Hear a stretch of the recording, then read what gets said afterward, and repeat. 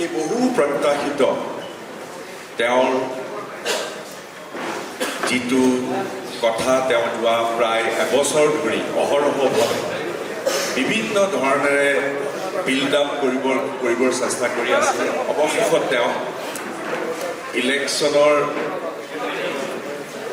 60-50 দিন মানৰ আগতে তেওঁ অৱশেষত যোৱাকালি বৰ ধুমধামেৰে সৈতে বৰ দীঘলীয়াকৈ এখন প্ৰেছ কনফাৰেন্স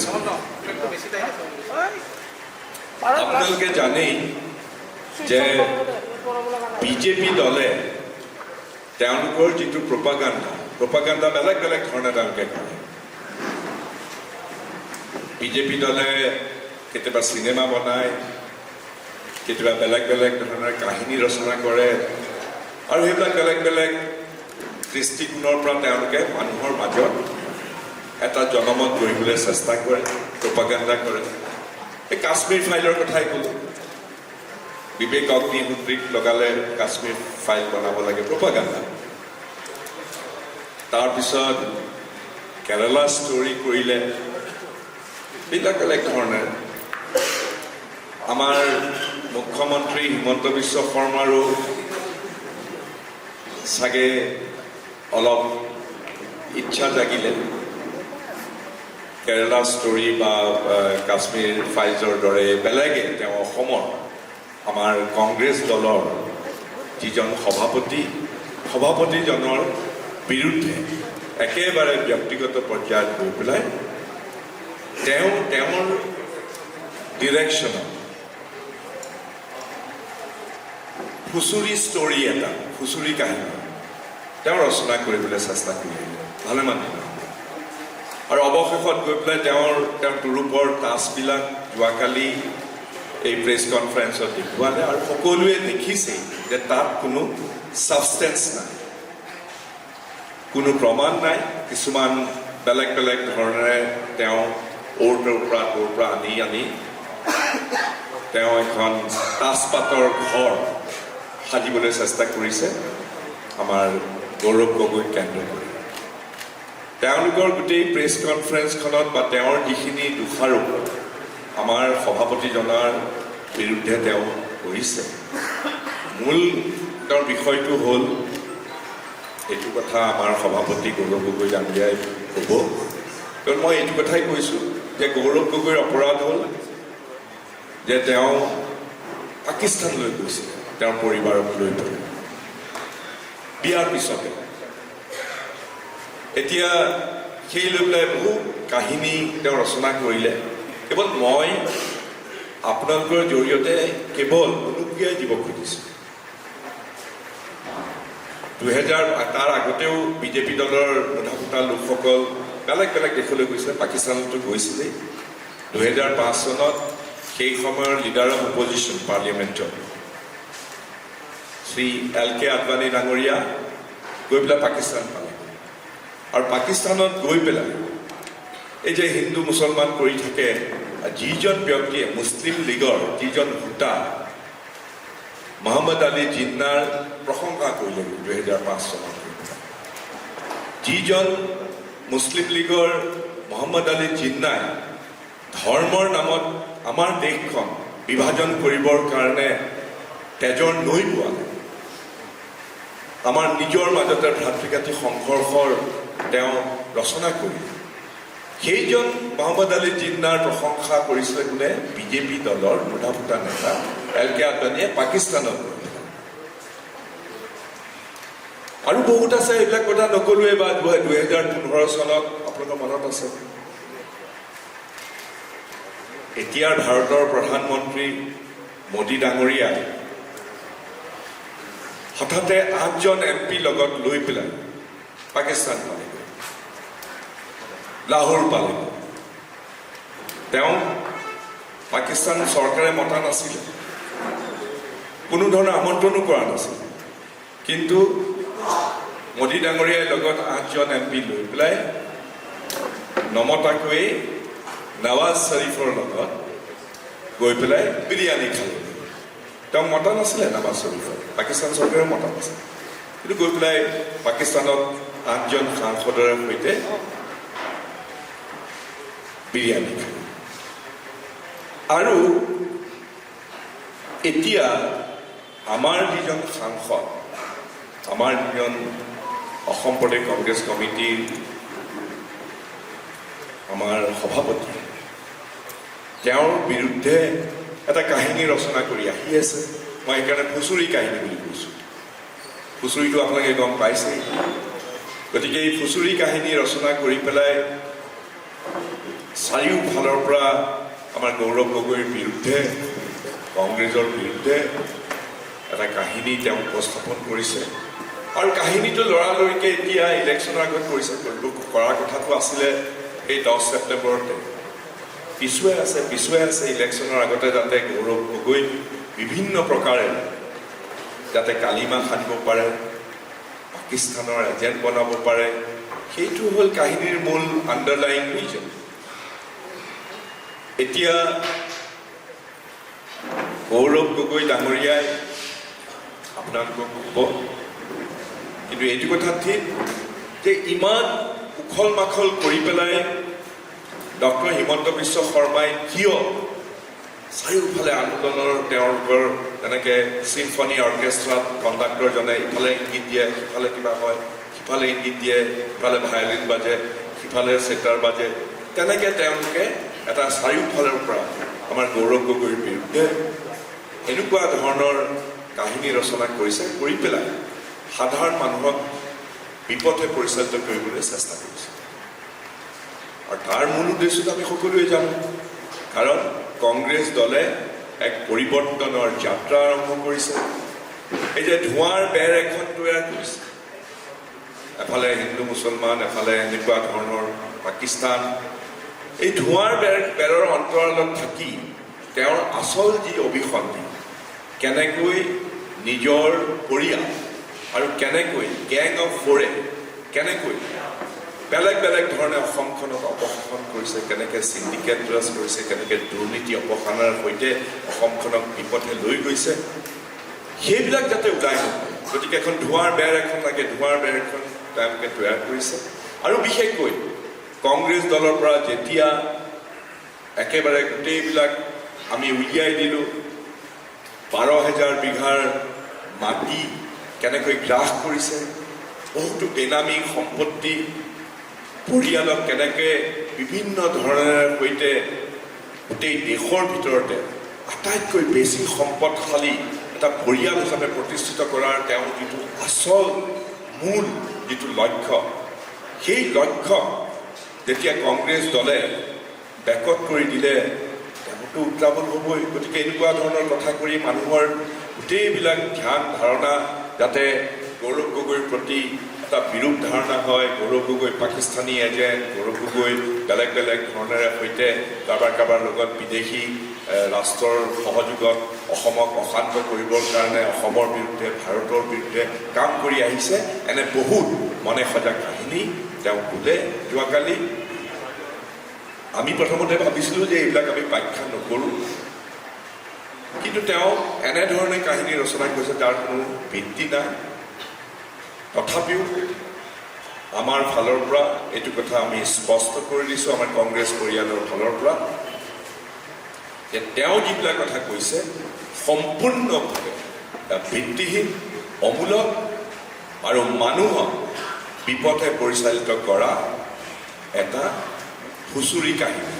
আৰু তাৰ বাহিৰে তেওঁৰ গোটেই কাহিনী যিটো ৰচনা কৰিছে তাৰ কোনো ধৰণৰ ছাবষ্টেঞ্চ নাই, কোনো ধৰণৰ ভিত্তি। মই এইখিনি কথাই ক'লোঁ। এতিয়া মোৰ সতীৰ্থ।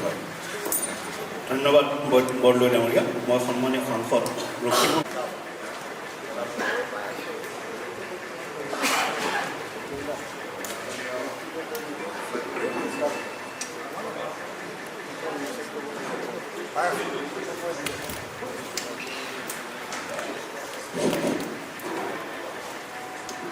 মাননীয় সাংবাদিক বন্ধুসকল,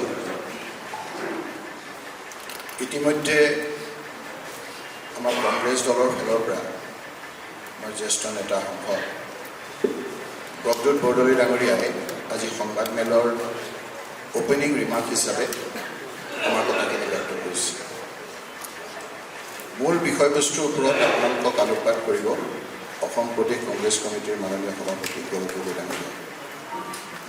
এই ক্ষেত্ৰত মোৰ অপেনিং ৰিমাৰ্কছটো হ'ল আমাৰ ফালৰ পৰা যে ৰাইজে যিটো আজি ভাবিছে সেই কথাখিনি বিভিন্ন কাকতে পত্ৰই প্ৰচাৰ কাৰ্য আজি ওলাইছে।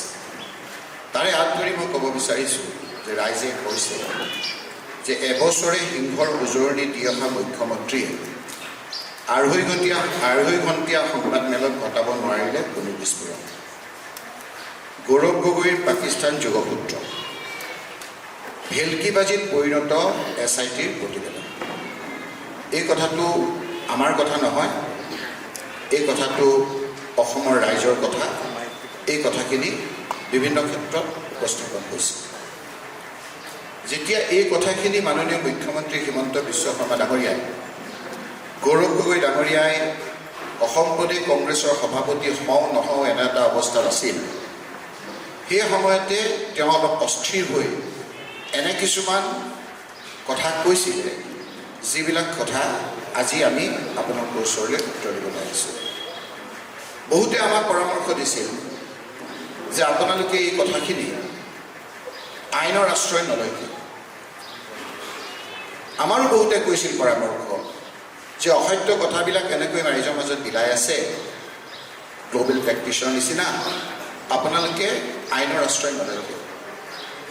তেতিয়া আমাৰ পৰামৰ্শদাতাসকলে কিছুৱে ক'লে, যদি কিবা কাৰণত আমি আইনৰ আশ্ৰয় লৈ এইখিনি যদি বন্ধ কৰি থওঁ, তেতিয়াহ'লে এই কথাখিনি আমি কাপ দিয়া বুলি ভাবিলোঁ। যদি কিবা কাৰণত ষ্টে অৰ্ডাৰ পাই যাওঁ, তেতিয়া লগে লগে কৈ দিব যে ভয় খাই কোৰ্টলৈ গৈ ষ্টে অৰ্ডাৰ পাইছে।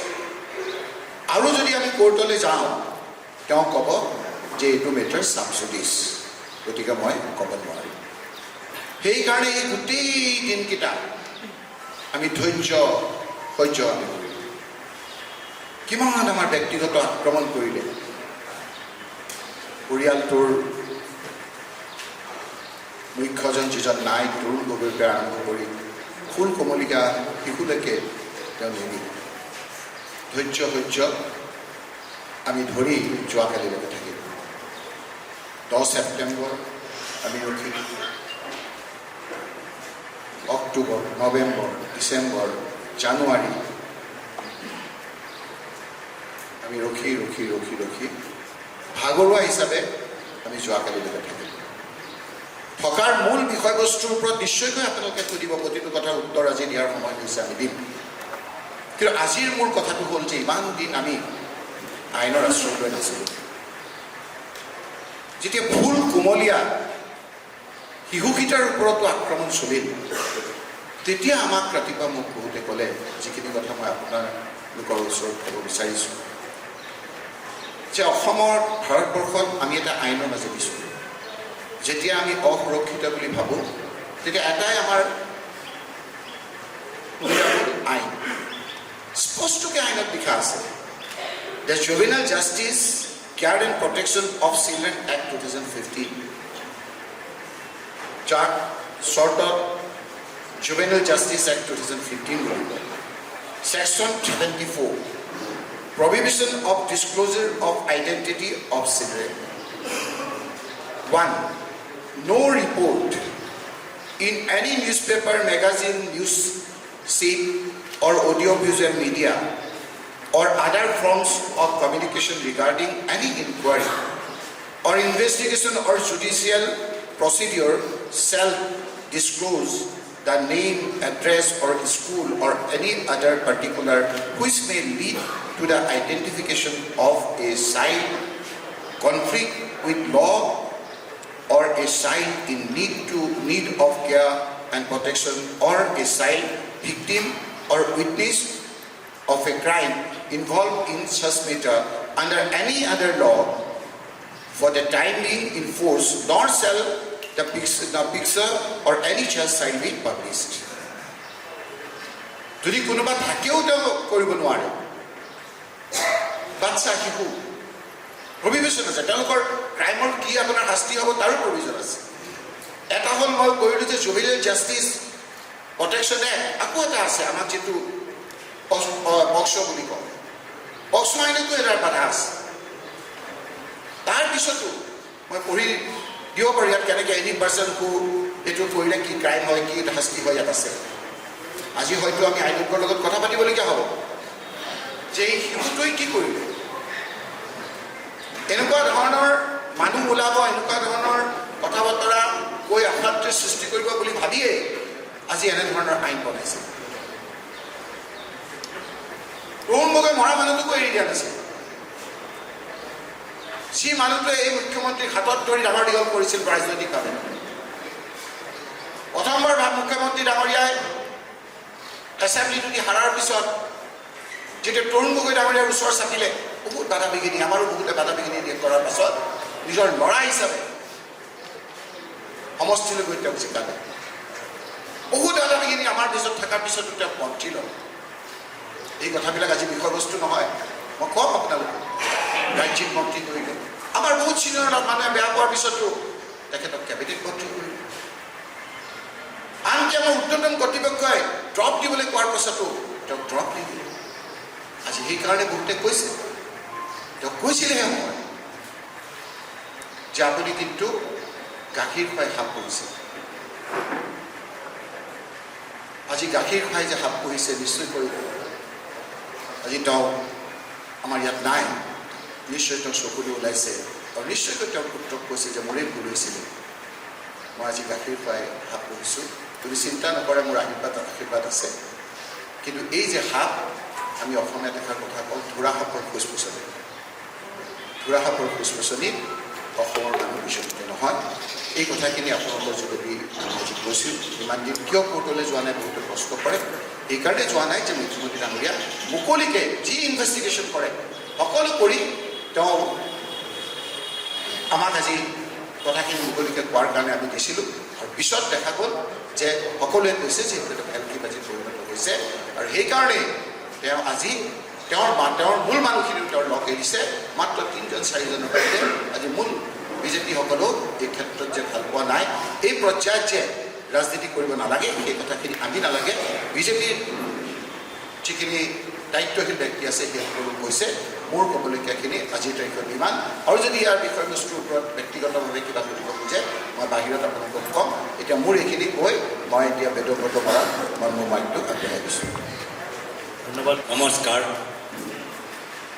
ইয়াত উপস্থিত থকা মাননীয় সাংসদ ৰকিবুল হুছেইন ডাঙৰীয়া মাননীয় সাংসদ প্ৰদ্যুৎ বৰদলৈ ডাঙৰীয়া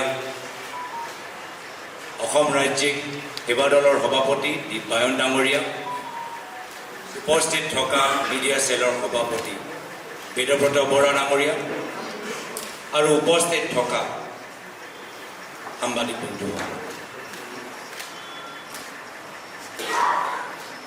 মই বহুতখিনি কথা যে প্ৰদ্যুৎ বৰদলৈ ডাঙৰীয়া আৰু ৰকিবুল হুছেইন ডাঙৰীয়াই যে ক'লে তাৰ লগত মই নিজৰ কথাখিনি যোগ কৰিবলৈ বিচাৰোঁ আৰু সমৰ্থন কৰিবলৈ বিচাৰোঁ প্ৰথম কথাটোৱে হ'ল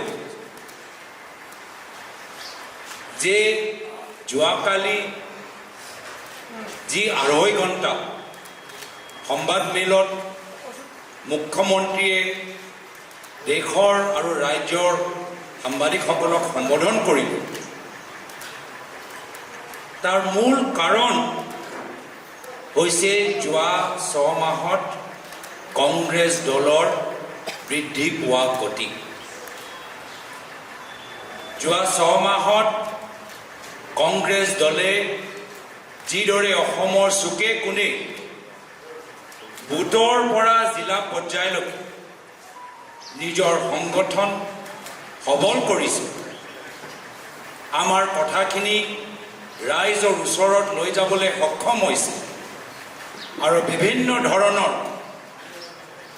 ঘাত প্ৰতিঘাত নিয়চি ভয় ভাবুকি নিয়চি সাহসৰে এই বৰ্তমান চৰকাৰৰ অন্যায় আৰু অত্যাচাৰৰ বিৰুদ্ধে যে মাত মাতিছে তাৰ প্ৰভাৱ আমি যোৱাকালি সংবাদমেলত দেখা পাইছোঁ প্ৰদ্যুৎ বৰদলৈ ডাঙৰীয়া কোৱাৰ দৰে স্বয়ং মুখ্যমন্ত্ৰীয়ে এই SIT ৰিপৰ্ট মুকলি কৰাটো নিবিচাৰিছে তেওঁৰ ওচৰত এই SIT ৰিপৰ্ট আজিৰ পৰা 6 মাহ আগতে জমা হ'ল নিশ্চয় তেওঁ পৃষ্ঠাৰে পঢ়িছে অধ্যয়ন কৰিলে আৰু সেই সময় যিখিনি কথা ক'লে যে 10 ছেপ্টেম্বৰত মই সকলোকে মাতি আনি গোটেইখিনি কথা ফাদিল কৰিম নিজৰ কথাৰ পৰা পিছুৱাই গ'ল কিয় কি তেওঁ নিজে অধ্যয়ন কৰিলে আৰু দেখিলে যে যি অভিযোগ ট্ৰেইনিং ISI পাকিস্তানী এজেণ্ট যিমানবোৰ যে অভিযোগ তেওঁ ইমান দিনৰ পৰা উত্থাপন কৰি আছে এটাও প্ৰমাণ তেওঁ SIT ৰিপৰ্টৰ ভিতৰত নিজে দেখা নাপালে যাৰ ফলত প্ৰায় 6 মাহ অসমৰ ৰাইজৰ পৰা এই SIT ৰিপৰ্ট তেওঁ লুকাই ৰাখিলে 6 মাহ যদি কথাটো ইমানেই গুৰুত্বপূৰ্ণ যদি কথাটো ৰাষ্ট্ৰীয় সুৰক্ষালৈ সম্পৰ্ক আছে তেতিয়াহ'লে 6 মাহ কিয় ৰখিব লাগে যদি ইমানেই ডাঙৰ কথা যদি কেন্দ্ৰৰ চৰকাৰ আন্তঃৰাষ্ট্ৰীয় সন্থাৰ সহায় সহযোগ লাগে তেতিয়া 6 মাহ এইখন ৰিপৰ্টৰ ওপৰত মুখ্যমন্ত্ৰীয়ে কিয় বহি আছে এই প্ৰশ্ন যোৱাকালি এগৰাকী সাংবাদিকজনে সুধিলে আৰু তাৰ উত্তৰত মুখ্যমন্ত্ৰীয়ে কি ক'লে যে জুবিনদাৰ মৃত্যুৰ বাবে আমি এখন ৰিপৰ্ট আমি মুকলি কৰিব নোৱাৰিম তাতে সন্মুখতে আপোনালোকক মিছা কথা ক'লে সন্মুখৰ পৰা তেওঁ গোটেই মিছলীয়া কথাবোৰ ধৰা পৰা আমি সকলোৱে দেখিম কিয় যিহেতু ৰিপৰ্ট মুকলি কৰা তিথি আছিল 10 ছেপ্টেম্বৰ আৰু জুবিনদাৰ মৃত্যু হ'ল 19 ছেপ্টেম্বৰ 10 ছেপ্টেম্বৰত তেওঁ মুকলি কৰিব পাৰিলেহেঁতেন কেন্দ্ৰৰ চৰকাৰক ৰেফাৰ কৰিব পাৰিলেহেঁতেন কিন্তু কিয় নকৰিলে তাৰ কাৰণ হ'ল যে তেওঁ নিজে দেখিলে যে এটাও অভিযোগৰ প্ৰমাণ তেওঁলোকৰ ওচৰত নাই আৰু প্ৰদ্যুৎ বৰদলৈ ডাঙৰীয়া কোৱাৰ দৰে তেওঁ ভাবিছিল যে মই একদম নিৰ্বাচনৰ শেষৰ ফালে এৰিম নিৰ্বাচনৰ শেষৰ ফালে এৰিম আৰু এয়া বিষয় লৈ আমি অসমৰ জনসাধাৰণৰ মাজত লৈ যাম কিন্তু বাধ্য হ'ল যি তিথি নিজৰ মনত ভাবি থৈছিল তাতকৈ আগত এই প্ৰেছ কনফাৰেন্স কৰিবলৈ বাধ্য হ'ল কিয় কি লাহে লাহে কংগ্ৰেছ দলে প্ৰমাণ সহকাৰে ৰাইজৰ মাজত এই কথাটো লৈ গ'ল যে মুখ্যমন্ত্ৰী আৰু পৰিয়ালৰ সদস্যসকলৰ দখলত প্ৰায় অসমৰ 12,000 বিঘা মাটি আছে 12,000 বিঘা মাটি ভাবি চাওক আমি বাৰম্বাৰ কৈ থাকোঁ যে এই মুখ্যমন্ত্ৰীৰ দিনত অসমৰ বড়ো ৰাভা কাৰ্বি মিচিং বিভিন্ন জনজাতি 6 স্কেডিউলৰ 40,000 বিঘা মাটি এই মুখ্যমন্ত্ৰীয়ে কাৰো লগত আলোচনা নকৰাকৈ আদানী আম্বানী আৰু পতঞ্জলিক দিছে 40,000 বিঘা মাটি আমাৰ বাবে বহুত ডাঙৰ এই 40,000 বিঘাৰ মাটি আজি তাৰ তুলনাত চাওক এজন পৰিয়ালৰ বাবে 12,000 বিঘা মাটি তেওঁলোকৰ ওচৰত থকা আৰু কিমান ডাঙৰ কথা হ'ব পাৰে আৰু এইখিনিয়ে যে সম্পূৰ্ণ কথা আমি নাজানো পৰৱৰ্তী দিনত আমি আৰু হু ইজ হিমন্ত বিশ্ব শৰ্মা কোন হয় হিমন্ত বিশ্ব শৰ্মা ৱেবছাইটৰ পৰা বহুতখিনি তথ্য আমি লাভ কৰিম কিন্তু ইতিমধ্যে আমি যে যোৱা 3-4 দিন সময় পৰিৱৰ্তনৰ যাত্ৰা আমি সম্পূৰ্ণ কৰিলোঁ তাৰ ভিতৰতে গুৱাহাটী কামৰূপ যদি নগাঁও যদি আমি য'ত গ'লোঁ তাৰে যদি আমি তথ্যবোৰ ওলাওঁ ইতিমধ্যে কংগ্ৰেছ দলে মুখ্যমন্ত্ৰীৰ পৰিয়ালৰ দখলত থকা 4,000 বিঘা মাটি আমি ইতিমধ্যে ওলাবলৈ সক্ষম হৈছোঁ 4,000 বিঘা মাটি তো এইখিনি কথা যে আমি কৈ আছোঁ এইখিনি কথা দল পেলাবলৈ ৰাইজৰ মনৰ পৰা আঁতৰাবলৈ বাধ্য হ'ল মুখ্যমন্ত্ৰী নিজৰ সংবাদমেল বা SIT ৰিপৰ্ট যি ৰিপৰ্ট তেওঁ 6 মাহ গোপন ৰাখিলে শেষত গৈ বাধ্য হ'ল মুকলি কৰিব আৰু মই ভালে পালোঁ মই এই ছুপাৰ ফ্লপ চিনেমাৰ মুকলি হোৱাটো ভালে পালোঁ মইতো বহুত দিনৰ পৰাই বাট চাইছোঁ আৰু ইতিমধ্যে ৰকিবুল হুছেইন ডাঙৰীয়াই ক'লে যে কিয় আমি কোৰ্ট কেছ দিয়া নাই মুখ্যমন্ত্ৰী বাৰম্বাৰ কয় যদি সাহস আছে এটা কোৰ্ট কেছ দিয়ক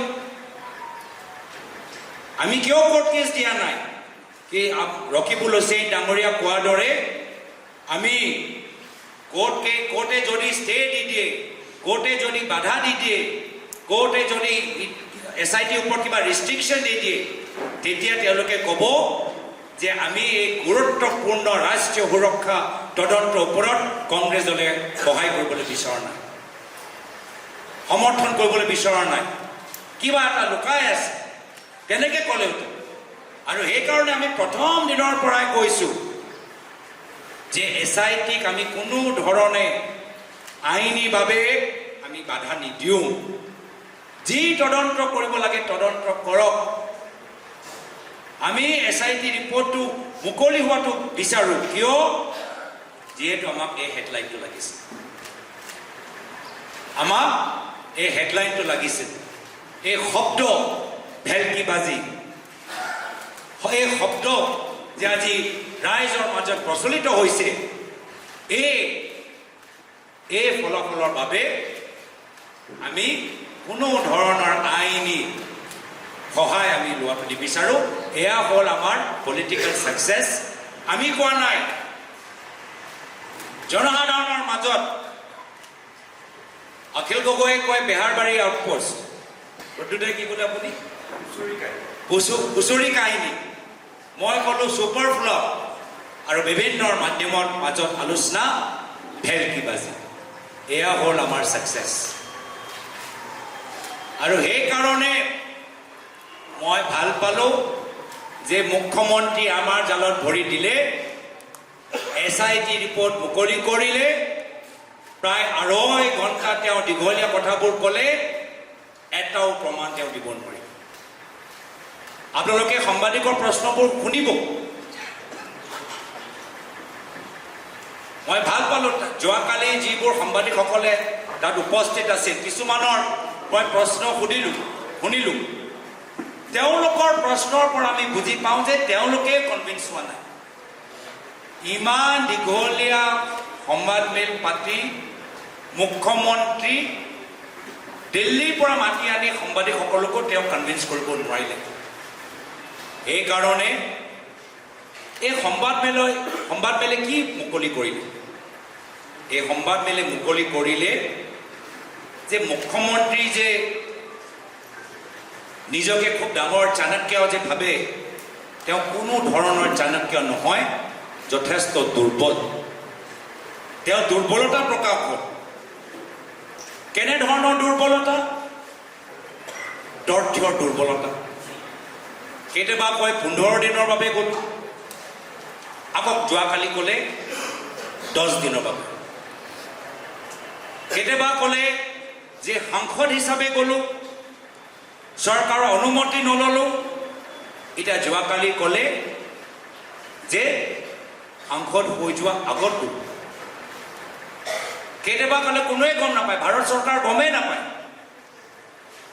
আৰু নিজে ক'লে যে ভাৰত পাকিস্তান যে সীমা য'ত ভাৰতৰ ফালে আমাৰ চৰকাৰী বিষয়াবোৰ থাকে আমাৰ বৰ্ডাৰ আমাৰ কাষ্টমছৰ অফিচাৰবোৰ থাকে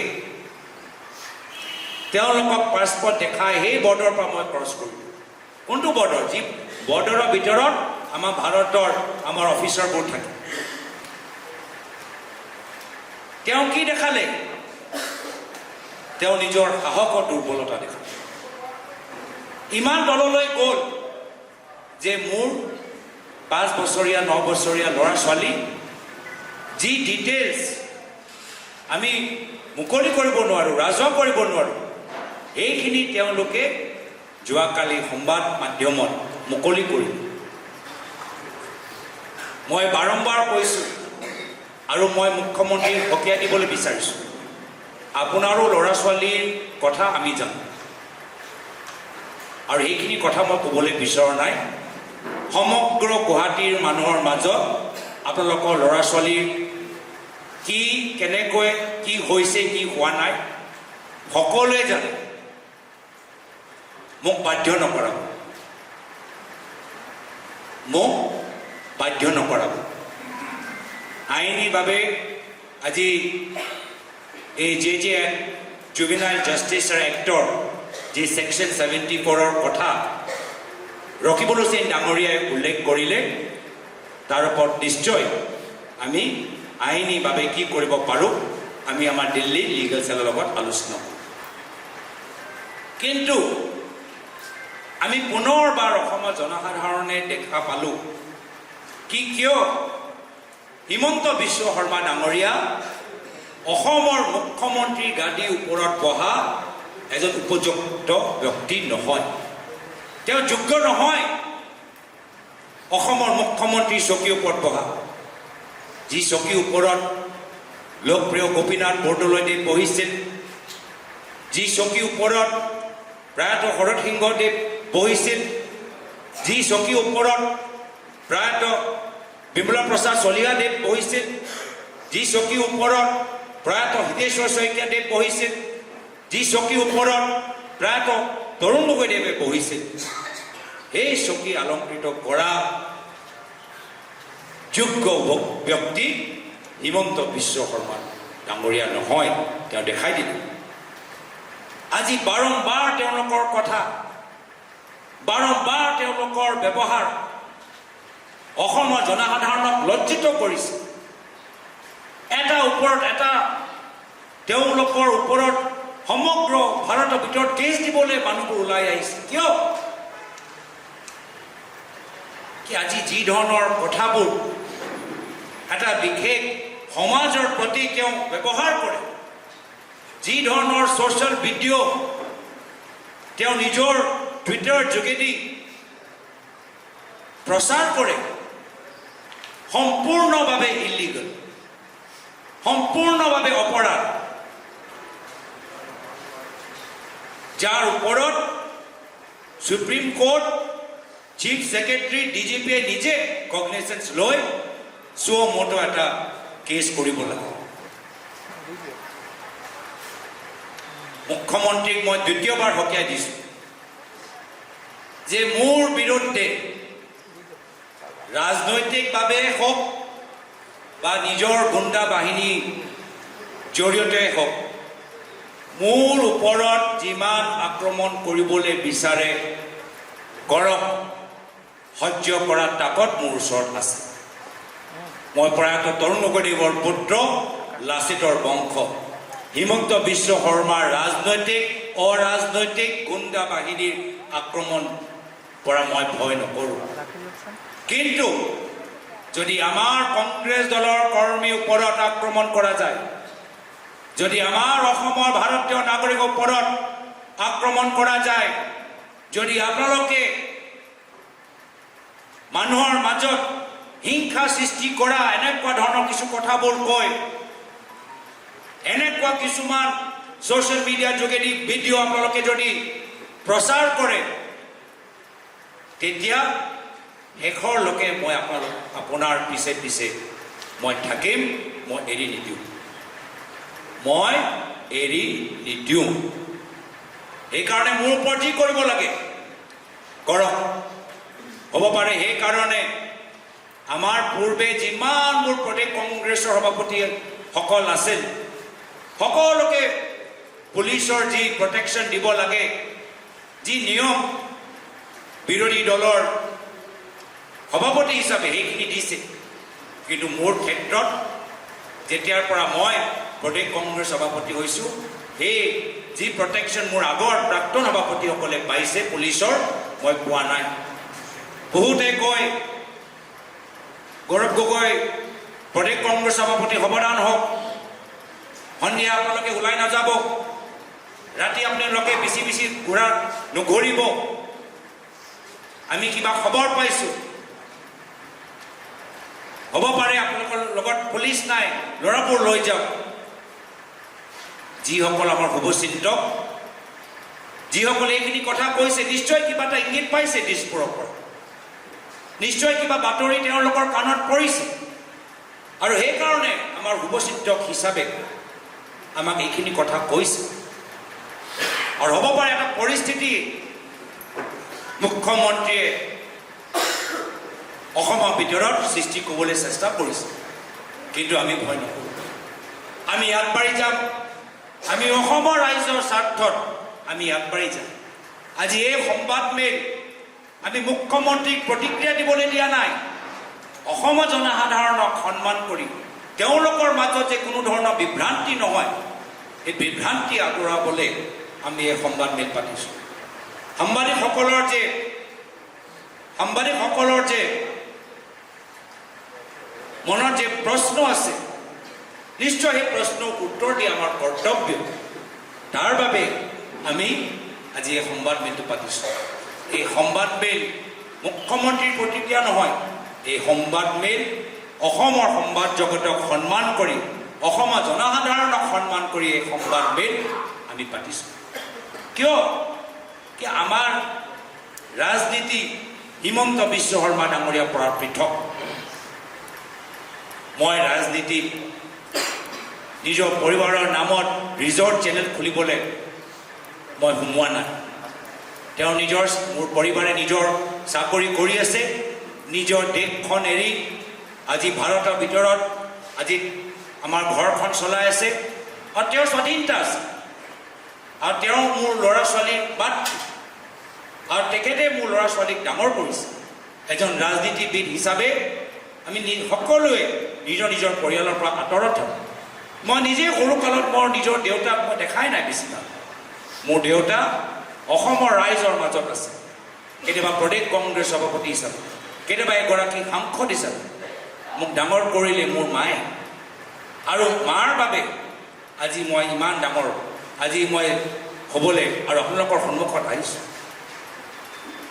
একেৰাহে মোৰ পৰিবাৰে মোৰ ল'ৰা ছোৱালীক ডাঙৰ কৰিছে, আৰু যি সময়ত মোৰ ল'ৰা ছোৱালী 18 বছৰ নাপায়, তেখেতৰ দায়িত্ব, তেখেতৰ জীৱনৰ লৈ নিৰ্ণয় মই তেওঁলোকৰ মাতৃৰ ওপৰত এৰি দিছোঁ।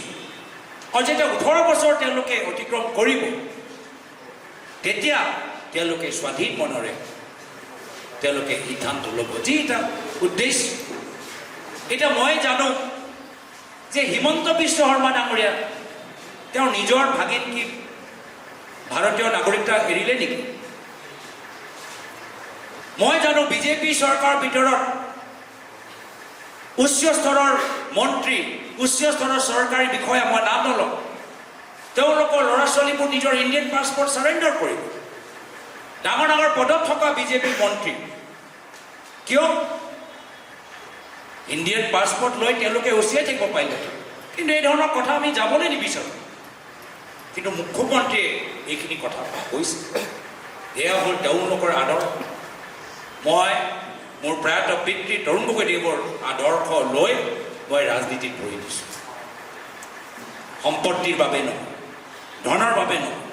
হয়, ক্ষমতা আমাক লাগে, ৰাজনীতিত আমি ক্ষমতা বিচাৰিছোঁ, কিন্তু কাৰ কাৰণে? ব্যক্তিগত স্বাৰ্থৰ বাবে নহয়, অসমৰ সমাজৰ ভিতৰত এটা ভাল প্ৰভাৱ পেলাবলৈ আমাক ক্ষমতা লাগে। ক্ষমতা লাগে যে যি ৰাজনৈতিক পথৰে প্ৰয়াত তৰুণ গগৈদেৱ অসমৰ বিভিন্ন জনগোষ্ঠী জনজাতিক সন্মান প্ৰদান কৰিলে, কোচ ৰাজবংশী, আহোম, মৰাণ, মটক, মিচিং, চুতীয়া, বঙালী, ভোজপুৰী সকলোকে একে চকুৰে মৰম কৰিলে। সেই আদৰ্শ লৈ তেখেতৰ অনুপস্থিতিত আমি সেই বাতাবৰণ আমি সৃষ্টি কৰিবলৈ বিচাৰোঁ। মই অলপ দিন আগতে তেজপুৰ ইউনিভাৰ্চিটিৰ পৰা আহিলোঁ, আৰু মোক মনত পৰে বহুত বছৰ আগতে যেতিয়া তেজপুৰ ইউনিভাৰ্চিটিলৈ মই গৈছিলোঁ, এজন ছাত্ৰই মোক সুধিছিলে যে আপুনি ৰাজনীতিত কিয় ভৰি দিলে? সাংসদ হোৱা মনৰ কামনা কিয়? সেই প্ৰশ্নৰ উত্তৰ দিলোঁ, মই ৰাজনীতিত ভৰি দিছোঁ, এজন সাংসদ হ'বলৈ বিচাৰোঁ। তাৰ পিছত 3টা মূল কাৰণ। প্ৰথম কাৰণ যে সদনৰ ভিতৰত মই নিজৰ দেশৰ বাবে মই মাত মাতিবলৈ বিচাৰোঁ। দ্বিতীয় কাৰণ, সদনৰ ভিতৰত মই মোৰ অসমৰ আইৰ বাবে মই মাত মাতিবলৈ বিচাৰোঁ। তৃতীয় কাৰণ, মই যি সমষ্টিৰ পৰা ৰাইজৰ আশীৰ্বাদ লৈ আহিছোঁ, সেই সমষ্টিৰ ৰাইজৰ হৈ মই মাত মাতিবলৈ বিচাৰোঁ। আৰু সেইকাৰণে মই ৰাজনীতিত ভৰি দিছোঁ। আৰু ৰাজনীতিত ভৰি দিয়াৰ লগে লগে মোৰ এটা কথা সদায় মোৰ ঘৰত মোৰ মায়ে মোক কয়, কি তোমাৰ দেউতাই বহুত কষ্ট কৰি অসমৰ জনসাধাৰণৰ মাজত এটা সুনাম সৃষ্টি কৰিছে। তুমি ৰাজনীতিত সোমাবা, তোমাৰ ওচৰত বিভিন্ন ধৰণৰ মানুহবোৰ আহিব, বিভিন্ন ধৰণৰ কথাবোৰ তোমাক ক'ব, বিভিন্ন ধৰণৰ বেয়া বেয়া কথাও, বেয়া বেয়া পৰামৰ্শ দিব। এজন মুখ্যমন্ত্ৰীৰ পুত্ৰ হিচাপে সদায় কেমেৰা চকু তোমাৰ ওপৰত থাকিব। তুমি কেতিয়াও এনেকুৱা এটা কাম নকৰিবা যাৰ বাবে তোমাৰ পিতৃ লজ্জিত হ'ব পাৰে, যাৰ বাবে তোমাৰ পিতৃৰ সুনাম, সেই সুনাম ওপৰত দাগ লাগিব পাৰে। আৰু সেই মোৰ মাৰ কৈ যোৱা কথা আজিও মই মনত ৰাখিছোঁ। এটাও কাম, এটাও বাক্য, এটাও সিদ্ধান্ত মই না আগতে না পৰৱৰ্তী দিনত লওঁ যাৰ বাবে মোৰ প্ৰয়াত পিতৃ তৰুণ গগৈদেৱৰ সুনাম ওপৰত দাগ লাগিব পাৰে। আৰু সেইকাৰণে আমি অসমৰ জনসাধাৰণৰ ওপৰত আমি বিচাৰ কৰিবলৈ আমি ক্ষমতাটো এৰি দিছোঁ। অসমৰ জনসাধাৰণে ভালদৰে জানে কোন সঁচা কোন মিছা। অসমৰ জনসাধাৰণে ভালদৰে জানে কোন দুৰ্নীতিগ্ৰস্ত কোন নিকা। অসমৰ জনসাধাৰণে ৰাইজৰ আদালতত আগন্তুক বিধানসভা নিৰ্বাচনত ৰাইজে সিদ্ধান্ত ল'ব যে হিমন্ত বিশ্ব শৰ্মাৰ ৰাজনীতিয়ে ৰাইজে আৰু 5 বছৰ চাবলৈ বিচাৰে নে আমাৰ সকল যিসকলে আমি প্ৰায়ত তৰুণ গগৈদেৱ, প্ৰায়ত হিতেশ্বৰ শইকীয়াদেৱৰ আদৰ্শৰ পৰা নিজৰ ৰাজনৈতিক যাত্ৰা আৰম্ভ কৰিছোঁ। আৰু তেওঁলোকৰ আদৰ্শ, তেওঁলোকৰ সেই আধৰুৱা সপোন আমি বাস্তৱ কৰিবলৈ বিচাৰোঁ। এই প্ৰায়ত হিতেশ্বৰ শইকীয়া, প্ৰায়ত তৰুণ গগৈদেৱৰ ৰাজনীতি বিচাৰে, ৰাইজে বিচাৰ কৰিব। এইখিনি কথা মই আৰম্ভণিত ক'লোঁ। নিশ্চয় আমাৰ সাংবাদিকসকলৰ ওচৰত কিছু প্ৰশ্ন আছে।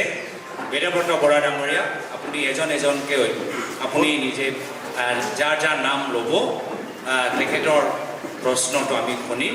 এতিয়া কুৱেশ্যন আনচাৰ কাৰণে আমি এৰি থৈ গৈছোঁ।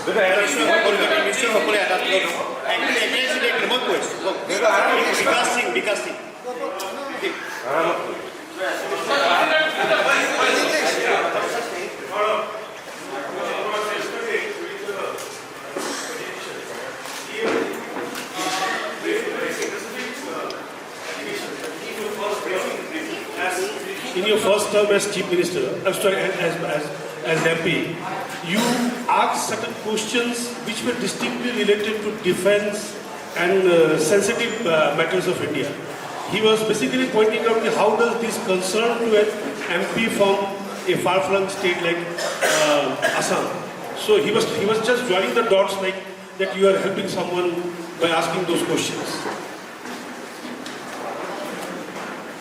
मैं इसका जवाब हिंदी में दे देता हूँ। कल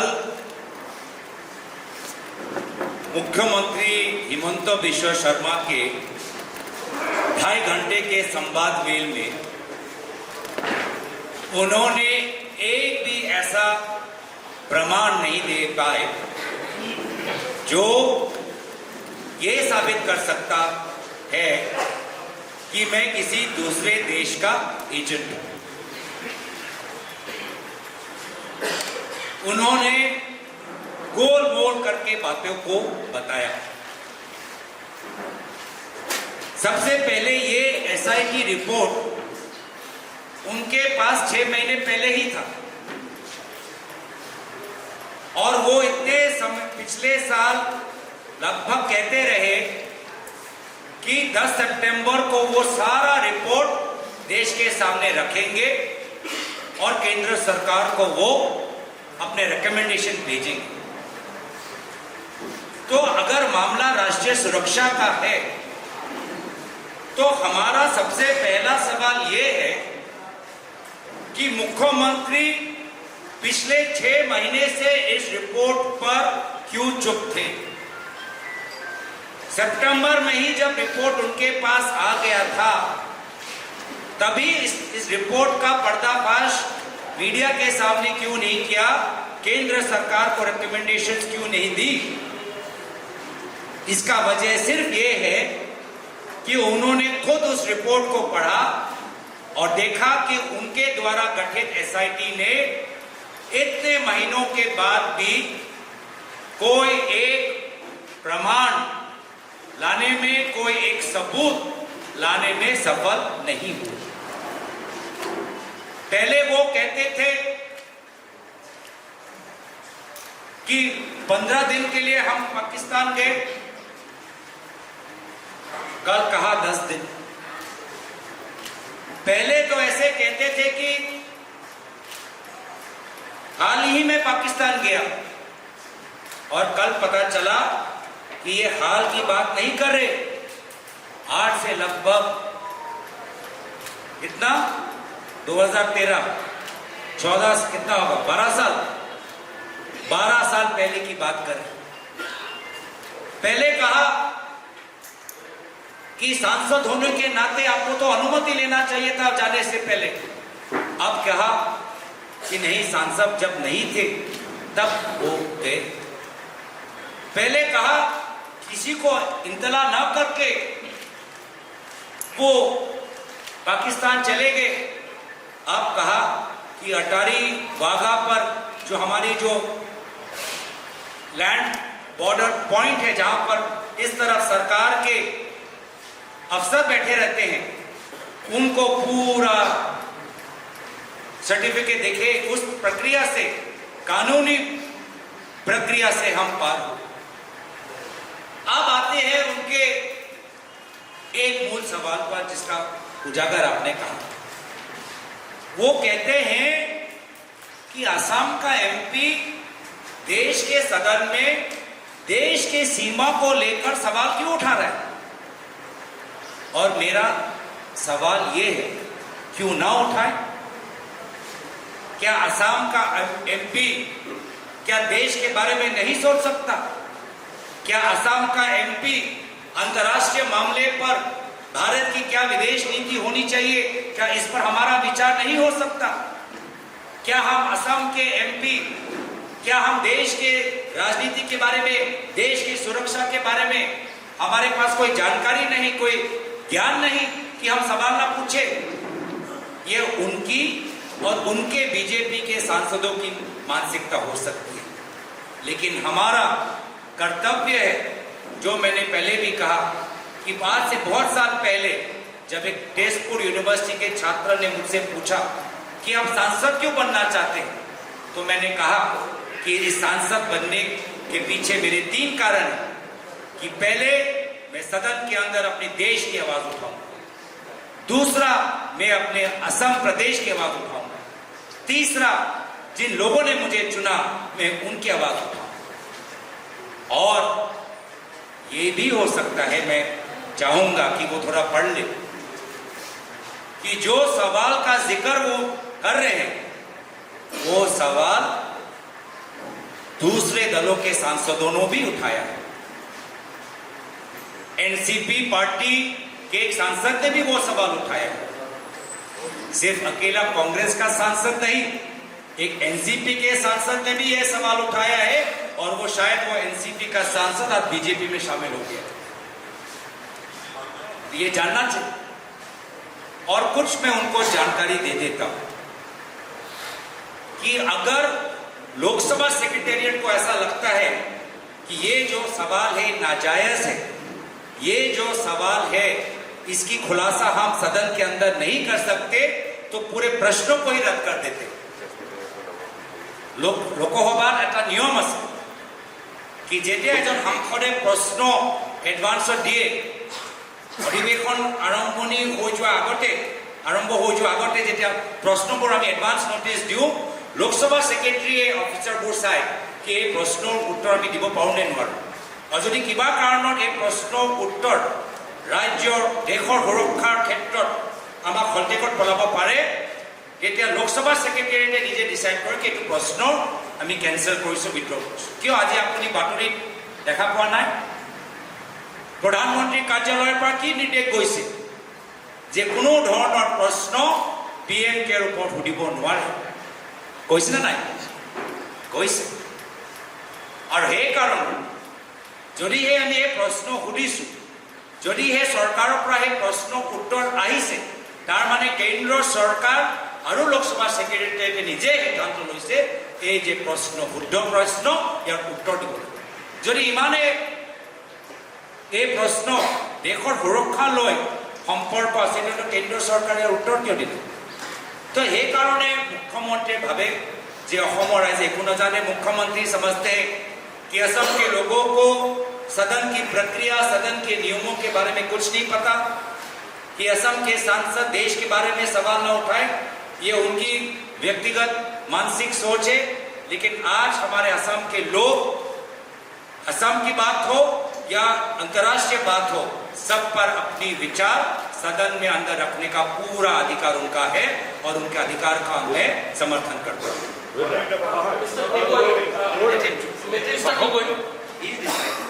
Mr. Gogoi.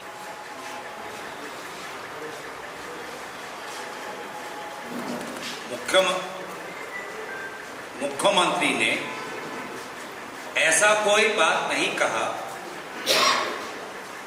जिस बात को मैंने स्वयं नहीं कहा पिछले साल जून के महीने में दिल्ली में संवाद वेल में मैंने खुद कहा कि हाँ 2013 के अंत में 2014 की शुरुआत में मैं अपने धर्मपत्नी के साथ पाकिस्तान गया और ये बात तो केंद्र सरकार को भी पता है क्योंकि 2014 में जब मैं सांसद बना तो जो हमारा पासपोर्ट है जिस पासपोर्ट में हमने बॉर्डर जो क्रॉस किया है उस पे स्टैंप है पाकिस्तान के होम डिपार्टमेंट का स्टैंप है वो पासपोर्ट हमने केंद्र सरकार मोदी सरकार को जमा कर दिया और मोदी सरकार से हमने नया डिप्लोमेटिक पासपोर्ट ले लिया तो मोदी सरकार को 2014 में ही पता है कि फलाना ये सांसद है ये उनका व्यक्तिगत पासपोर्ट हमारे पास है इस तारीख को वो उधर गए इस तारीख को वो इधर आए ये तो उनके पास वो जानकारी भी है हमने भी ये बात कहा तो इसमें कौन सी बात नहीं है हाँ जहां पर बात आती है कि हम किस कारण से गए वो भी मैंने पहले बताया हुआ है कोई नई बात नहीं है कि मेरी पत्नी 2012 में एक साल वो एक अंतर्राष्ट्रीय प्रोग्राम के अनुसार वो पाकिस्तान में थी एक साल वो उसने वहाँ पर एक अंतर्राष्ट्रीय क्लाइमेट चेंज के प्रोग्राम पर काम किया उसके बाद उसी प्रोग्राम जिस प्रोग्राम का फंडिंग ब्रिटिश सरकार करता है जिस प्रोग्राम का फंडिंग नेदरलैंड्स की सरकार करती है जो प्रोग्राम दुनिया के विभिन्न प्रांतों में चल रहा है साउथ अमेरिका में चल रहा है अफ्रीका में चल रहा है आसिया में चल रहा है उसी प्रोग्राम के तहत वो एक साल पाकिस्तान में थी उसके बाद वो भारत में आई और इस प्रोग्राम में काम कर रही थी तो उसको काम से जाना पड़ा मैं उनका शौहर मैं उनका पति मैं भी उनके साथ गया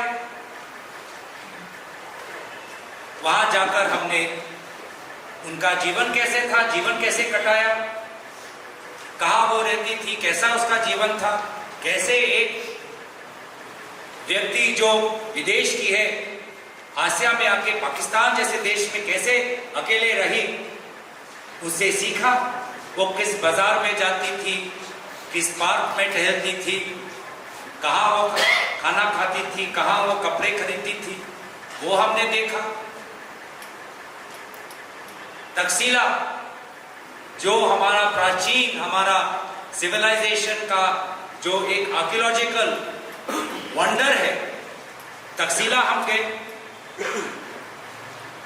और इसीलिए कल मुख्यमंत्री ने पूछा कि हाँ, पहले तो वीजा था लाहौर जाने का, उसके बाद हमने चेंज किया क्योंकि हमको तकसीला देखना था।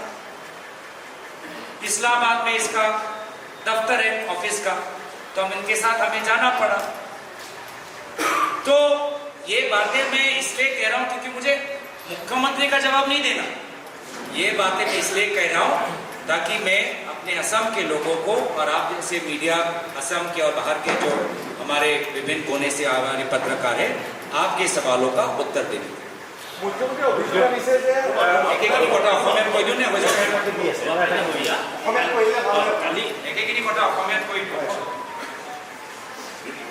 মোৰ ওচৰত বহুত সময় আছে দেই, এতিয়া আঢ়ৈ ঘণ্টা হয় নে 3 ঘণ্টা হয় আপোনালোকৰ প্ৰশ্ন শুনি আমিতো নিজৰ 25 মিনিট আমি সামৰি দিলোঁ। এতিয়া আমাৰ ধৈৰ্য আছে, গোটেই দিন যদি প্ৰশ্ন দিবলৈ বিচাৰে আমাৰকো আপত্তি। এতিয়া মই অসমীয়াটো কৈ দিব লাগে গুৰুত্বপূৰ্ণ কথা যে প্ৰশ্ন সদনৰ ভিতৰত আমি কিছু প্ৰশ্ন উত্থাপন কৰিলোঁ যে আমাক সুধিব নালাগিছিল। মুখ্যমন্ত্ৰীয়ে ক'লে যে অসমৰ পৰা এজন সাংসদে দেশৰ সীমা সুৰক্ষালৈ কিয় প্ৰশ্ন কৰিব লাগে, কিয় নকৰোঁ?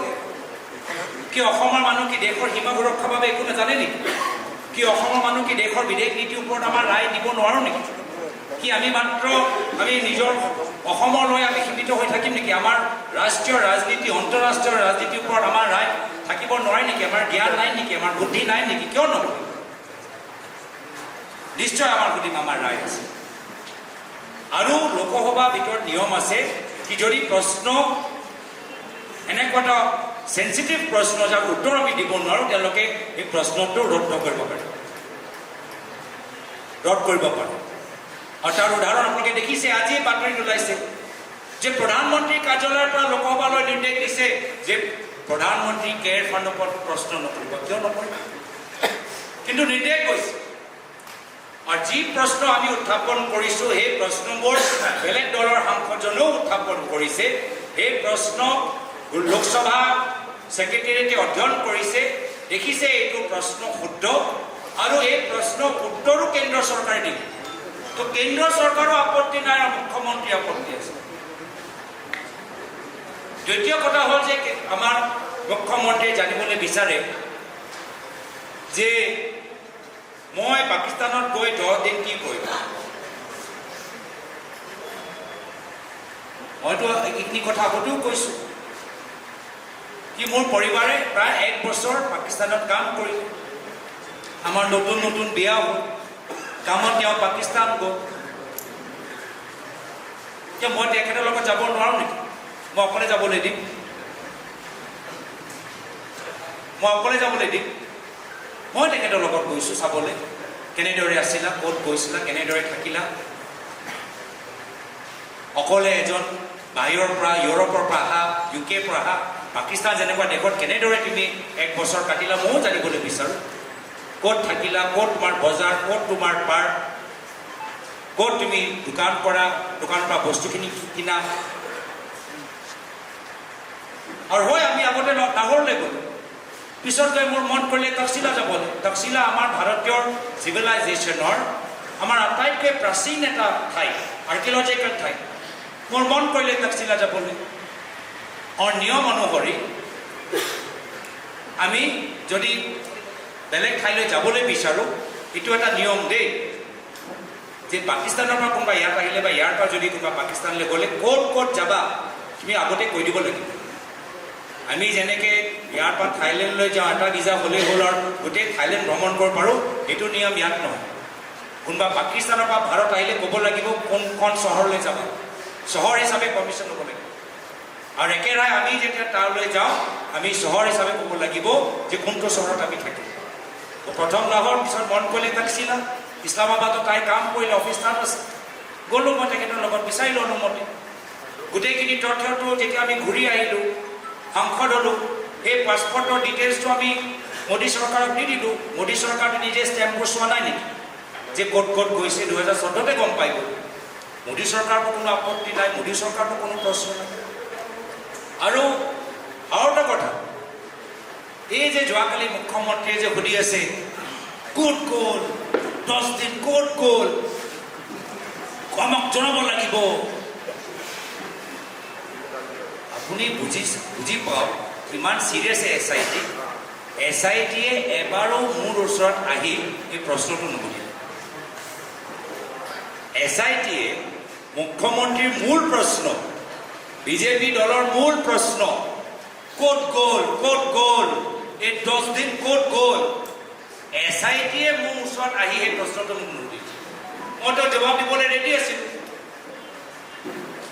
এই প্ৰশ্নটো SIT মোৰ ওচৰত আহি নুসুধিলে কিয় ये जो 10 दिन कहाँ गए क्या किया किससे मिले ये एक बार भी मुख्यमंत्री का SIT हमारे पास आके हमसे वो सवाल क्यों नहीं पूछा क्योंकि आज जो मैंने ये बातें की रिपोर्ट में डालना पड़ेगा फिर तो पूरा इनका जैसे कहा जो सिनेमा है तो सिनेमा का एंटी क्लाइमैक्स वही हो जाएगा एबारो যদি ইমানে গুৰুত্বপূৰ্ণ প্ৰশ্ন SIT একে প্ৰশ্নবোৰ মোৰ ওচৰত আহি নুসুধিলে কিয়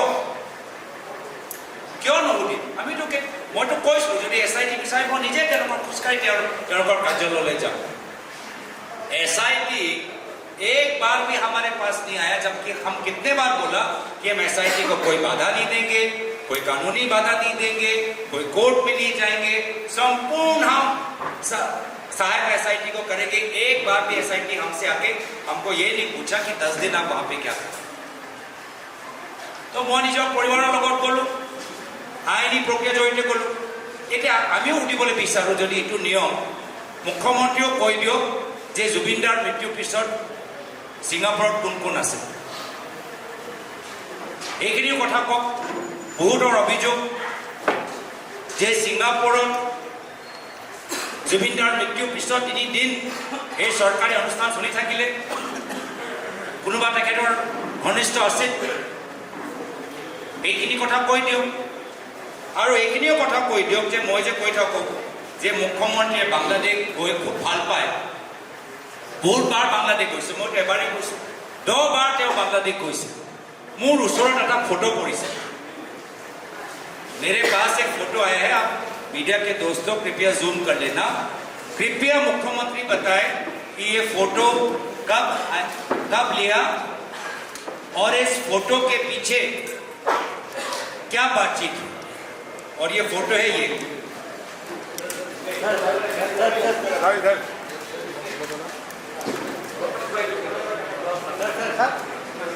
इधर दिखाइए इस तरफ ये फोटो बांग्लादेश का है सीधा हाँ सीधा रखिए सीधा मुख्यमंत्री फोटो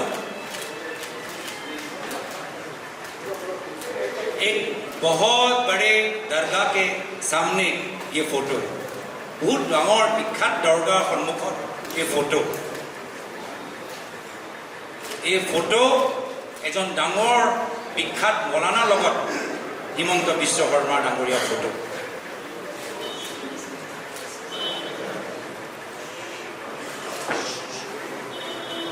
এই ফটো কথা তেখেতক সুধিব মই আশা কৰোঁ যে আপোনালোকে ভালদৰে কেপচাৰ কৰিলে এইকাৰণে কোন দিন মুখ্যমন্ত্ৰী হিন্দু কোন দিন মুখ্যমন্ত্ৰী মুছলিম কোন দিন মুখ্যমন্ত্ৰী হিমন্ত বিশ্ব শৰ্মা নাস্তিক কোনে ক'ব নোৱাৰে যেতিয়া কংগ্ৰেছত আছিলে তেতিয়া মুছলিমৰ তেজ তেওঁ গুজৰাটৰ পাইপত দেখা পাইছে আৰু এতিয়া যেতিয়া বিজেপিত সোমালে এতিয়া তেওঁ এনেকুৱা ভিডিঅ' বনাইছে যে মুছলিম ওপৰত জেন'চাইড হওক কেনেকুৱা এটা সাম্প্ৰদায়িক ভিডিঅ' তেওঁলোকে প্ৰচলিত কৰিছে কাইলৈ গৈ নিজৰ ৰাজনৈতিক সুৰক্ষাৰ বাবে কাইলৈ গৈ তেওঁ খ্ৰীষ্টিয়ান হৈ যায় নে শিখ হৈ যায় নে আকৌ মুছলিম নিজে হৈ যাব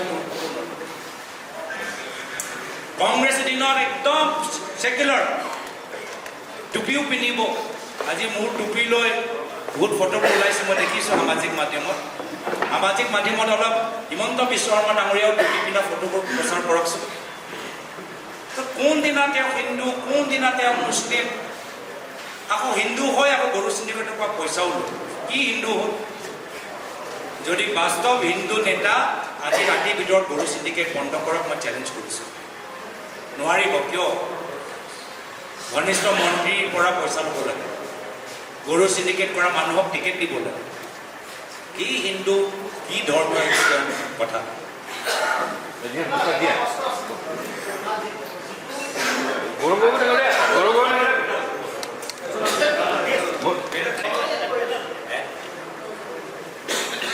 সময়ৰ ভিতৰত সুধিবা, হ'ব?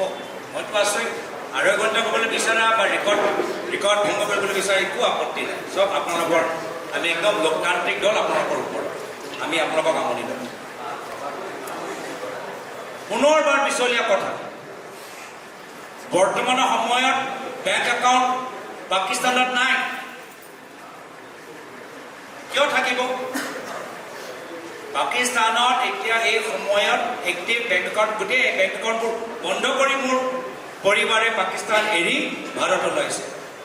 সেই সময়ত যি সময়ত পাকিস্তানত আছিলে, তেতিয়া বেংক একাউণ্ট লাগে দোকানৰ পৰা বস্তু কিনিবলৈ।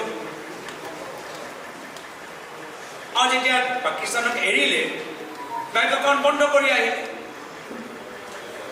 আৰু এটা অভিযোগ তেওঁ ওলাইছে যে এনেকুৱা যেন হৈছে যে একদম মানে পাকিস্তানৰ পৰা পইচা তেওঁৰ নিজৰ ব্যক্তিগত এমাউণ্টত জমা হৈছে। এইটো নহয়। প্ৰথম এই গোটেই প্ৰগ্ৰামটো হ'ল এটা আন্তঃৰাষ্ট্ৰীয় প্ৰগ্ৰাম, যি প্ৰগ্ৰাম আফ্ৰিকা, দক্ষিণ আমেৰিকা আৰু এছিয়া বিভিন্ন দেশৰ ভিতৰত চলি আছে এনভাইৰনমেণ্টৰ ওপৰত। এনেকুৱা ধৰণৰ বহুত হয় আমাৰ স্পৰ্ট, কি কয়, বহুত ধৰণৰ এনেকুৱা NGOবোৰ থাকে যে শিক্ষা ক্ষেত্ৰত এছিয়ান ডেভেলপমেণ্ট বেংক, ৱৰ্ল্ড বেংকৰ প্ৰজেক্ট আজি অসমৰ ভিতৰত হৈ আছে। এছিয়ান ডেভেলপমেণ্টৰ প্ৰজেক্টবোৰ আজি অসমৰ ভিতৰত কাজিৰঙাত হৈ আছে। তো একেৰাহে এনেকুৱা এটা ইণ্টাৰনেশ্যনেল প্ৰগ্ৰাম, যাৰ পইচা কোনো পাকিস্তানৰ পইচা নহয়, আন্তঃৰাষ্ট্ৰীয় এই চৰকাৰ যি তেওঁলোকৰ ফাণ্ডাৰ, তেওঁলোকৰ পইচা। এই পইচাটো ভাৰত পাকিস্তানৰ দুটা NGOৰ মাজত চুক্তি।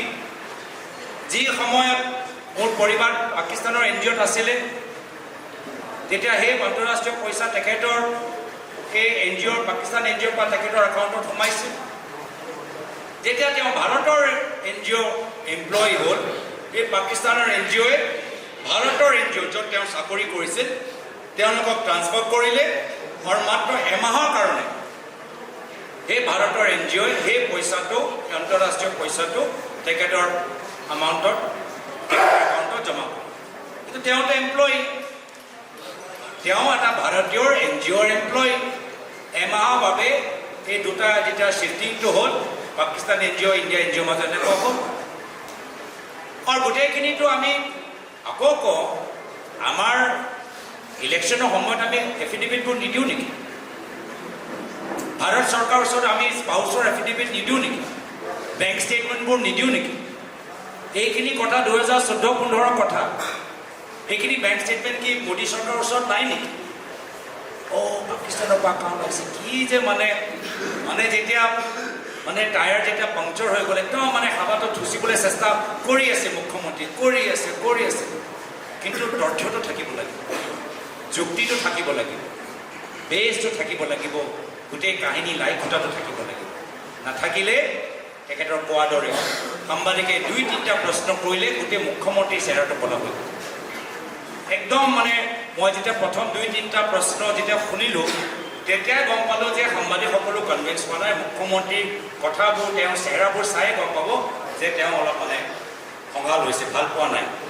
ইমান কষ্ট কৰি PPT দুজন সাংবাদিকৰ লগত আগতীয়াকৈ আলোচনা কৰি গোটেইখিনি কৰিলে, তথাপিও যে প্ৰভাৱ নেপেলালে। তাৰপিছত কি হ'ল, হেডলাইনটো কি হ'ল, ভেলকি বাজি। আমাৰ চেহেৰাবোৰ চাইছে, অলপ ঘাম ওলাইছে, কিন্তু হাঁহি মুখেৰে আপোনালোকৰ প্ৰশ্নৰ উত্তৰ দি আছোঁ। হয়, গৌৰৱ গগৈ ডাঙৰীয়া। মন্ত্ৰীয়ে দাঙি ধৰিছিল, কি ক'ব এই বিষয়ত? প্ৰথমটো হ'ল, আজি মিডিয়া বাতৰিত এটা সেই SIT ৰিপৰ্টৰ এটা পৃষ্ঠা ফাদিল হৈছে, য'ত কোৱা হৈছে যে মোৰ পৰিবাৰে নিজৰ কাম মানে নিজৰ কামৰ ক্ষেত্ৰত এটা গোপন IB ৰিপৰ্ট ইমেইল যোগেদি অফিচৰ ইমেইল যোগেদি পঠাইছে। আপোনালোকে চাব সেই ৰিপৰ্টটো যি তাৰ ৰিপৰ্টৰ উল্লেখ সাংবাদিকসকলে সংবাদ জগতত নিজে প্ৰচলিত। যি কথা চৰকাৰক কেতিয়াবা IB বা চৰকাৰৰ কিছুমান অফিচিয়েলে মিডিয়া ষ্টৰী দিয়ে, মিডিয়া ষ্টৰীৰ পৰা আধাৰিত তেওঁ নিজৰ কামৰ কাৰণে সেই ইণ্টাৰনেশ্যনেল প্ৰগ্ৰাম, এই প্ৰগ্ৰামৰ ভিতৰত বিভিন্ন ৰিকুৱাৰমেণ্ট থাকে, জানিবলৈ বিচাৰে। তোমালোকে প্ৰেছ ৰিলিজবোৰ চাই দেশৰ কি চৰকাৰৰ পৰা কি তেওঁলোকৰ ৰায়, চৰকাৰে বিভিন্ন বিষয়ৰ ওপৰত কি ৰায় প্ৰকাশ কৰিছে, মিডিয়াত কি প্ৰকাশ কৰিছে, মিডিয়াত প্ৰকাশ কৰা ৰায়বোৰহে মোৰ পৰিবাৰে তাত দিছে। এতিয়া যি পৃষ্ঠা মই চালোঁ, সেই পৃষ্ঠাটো ইণ্ডিয়ান এক্সপ্ৰেছৰ এটা ষ্টৰীতে সেই কথাটো উল্লেখিত। ইণ্ডিয়ান এক্সপ্ৰেছৰ আধাৰিত ভিতৰতে এই কথাবোৰ উল্লেখিত। তো যি প্ৰেছৰ ভিতৰত প্ৰকাশিত কথাবোৰ আছে, বাতৰিবোৰ আছে, য'ত চৰকাৰে নিজৰ ৰায় স্পষ্টীকৰণ দিয়ে, নিজৰ স্থিতি স্পষ্টীকৰণ দিয়ে, কেতিয়াবা চৰকাৰে অফিচিয়েলি অনঅফিচিয়েলি ক'ত দিয়ে, এইখিনি ভিত্তিতে এইখিনি তেওঁলোকে বিভিন্ন কামৰ ৰিকুৱাৰমেণ্টৰ বাবে নিজৰ মেছেজবোৰ দিয়ে। গৌৰৱ প্ৰদ্যুৎ বৰদলৈ ডাঙৰীয়া আৰম্ভণিতে কৈছে যে অটল বিহাৰী বাজপেয়ীও গৈছিল, মোদীও গৈছিল, আপুনিও গৈছিল, কিন্তু 2013 চনত আপুনি সাংসদো নাছিলে। পাকিস্তানৰ ইণ্টেৰিয়ৰ মিনিষ্ট্ৰীৰ কাম আপোনাৰ য'ত লাগি আছে, বিশেষ ব্যক্তিক বিশেষ কাৰণত দিয়া হয়। গতিকে আপুনি কি ভিত্তিত পালে এসময়ত যিটো আপুনি এজন সাংসদো নাছিল? তো পাকিস্তানলৈ ভাৰতীয় মানুহ নাযায় নেকি? নহয়, এইটো যিটো ইণ্টেৰিয়ৰ মিনিষ্ট্ৰীৰ কামটো মই আপোনাক তৰ্ক বিতৰ্ক কৰা নাই, মই আপোনাৰ প্ৰশ্নৰ উত্তৰটো দি আছোঁ, আৰু উত্তৰটো মোক সম্পূৰ্ণ কৰিবলৈ দিয়ক। তাৰপিছত যদি কিবা প্ৰশ্ন থাকে মোৰ আপত্তি। প্ৰত্যেক বছৰ পাকিস্তানলৈ মানুহবোৰ যায়, খেলুৱৈবোৰ যায়, নাগৰিকবোৰ যায়, ধৰ্মীয় অনুষ্ঠানলৈ যাবলৈ, শিখ অনুষ্ঠানলৈ যাবলৈ যায়, ৰিচাৰ্চ কৰিবলৈ যায়, মিটিং কৰিবলৈ যায়। তেওঁলোকে কেনেকৈ যায়? তেওঁলোকে যিদৰে ভাৰতৰ পৰা প্ৰত্যেক বছৰ প্ৰত্যেক মাহ মানুহবোৰে ফ্লাইট যোগেদি যায়, সেই সময়ত 2013-14 চনত যেনেকৈ বেপাৰীসকল যায়, এক্সপৰ্টৰবোৰ যায়, ট্ৰেড যায়, গুডছবোৰ যায়, যি নিয়ম সাধাৰণ ভাৰতীয় নাগৰিকে পালন কৰি যায়, একে নিয়ম পালন কৰি মই গৈছোঁ। আৰু নিয়ম মতে মই আগতেও কৈছোঁ যে তাত গ'লে কোনটো চহৰত যাব তাৰ অনুমতি ল'ব লাগে। আৰু নিশ্চয় আমাৰ এনেকুৱা এটা নিয়ম যে ইয়াৰ পৰা তাত গ'লে, তাৰ পৰা ইয়াত আহিলে হোম ডিপাৰ্টমেণ্টৰ ক্লিয়াৰেঞ্চ লাগিব, হোম ডিপাৰ্টমেণ্টক জনাব লাগিব। হোম ডিপাৰ্টমেণ্টৰ ক্লিয়াৰেঞ্চ নোহোৱাকৈ আমি তাত যাব নোৱাৰোঁ, তাত আমি আহিব নোৱাৰোঁ। এতিয়া আমি অনুমতি বিচাৰিছোঁ, ক্লিয়াৰেঞ্চ বিচাৰিছোঁ, এইটো ইনভিটেশ্যন কেনেকৈ হ'ব? মুখ্যমন্ত্ৰী শব্দবোৰ চাব দেই। মুখ্যমন্ত্ৰীয়ে কৈছে যে মই পাকিস্তানৰ ইণ্টেৰিয়ৰ গৃহ বিভাগৰ নিমন্ত্ৰণত গৈছোঁ। যেতিয়া আমি আইনী প্ৰক্ৰিয়া যোগেদি ক্লিয়াৰেঞ্চ নোহোৱাকৈ কোনো নাগৰিক ভাৰতৰ পৰা পাকিস্তান যাব নোৱাৰে। আমি আইনী প্ৰক্ৰিয়া, ভিজা প্ৰক্ৰিয়া পালন কৰি গৈছোঁ। ভিজা প্ৰক্ৰিয়া পালন কৰাটো নিমন্ত্ৰণ হ'ল নেকি? এতিয়া আপোনালোকে যে UK যায়, শ্ৰীলংকা যায়, এই যে ষ্টেম্প যে পায়, এই ষ্টেম্পটো কি নিমন্ত্ৰণ নেকি? এইটো নিমন্ত্ৰণ নহয় ন, এইটো ক্লিয়াৰেঞ্চহে। কোনে বেলেগে চবেই শুনিছে, চবেই শুনিছে দেই। তো ষ্টেম্প, ছিকিউৰিটি ক্লিয়াৰেঞ্চ ষ্টেম্প আৰু নিমন্ত্ৰণৰ মাজত কিমান পাৰ্থক্য?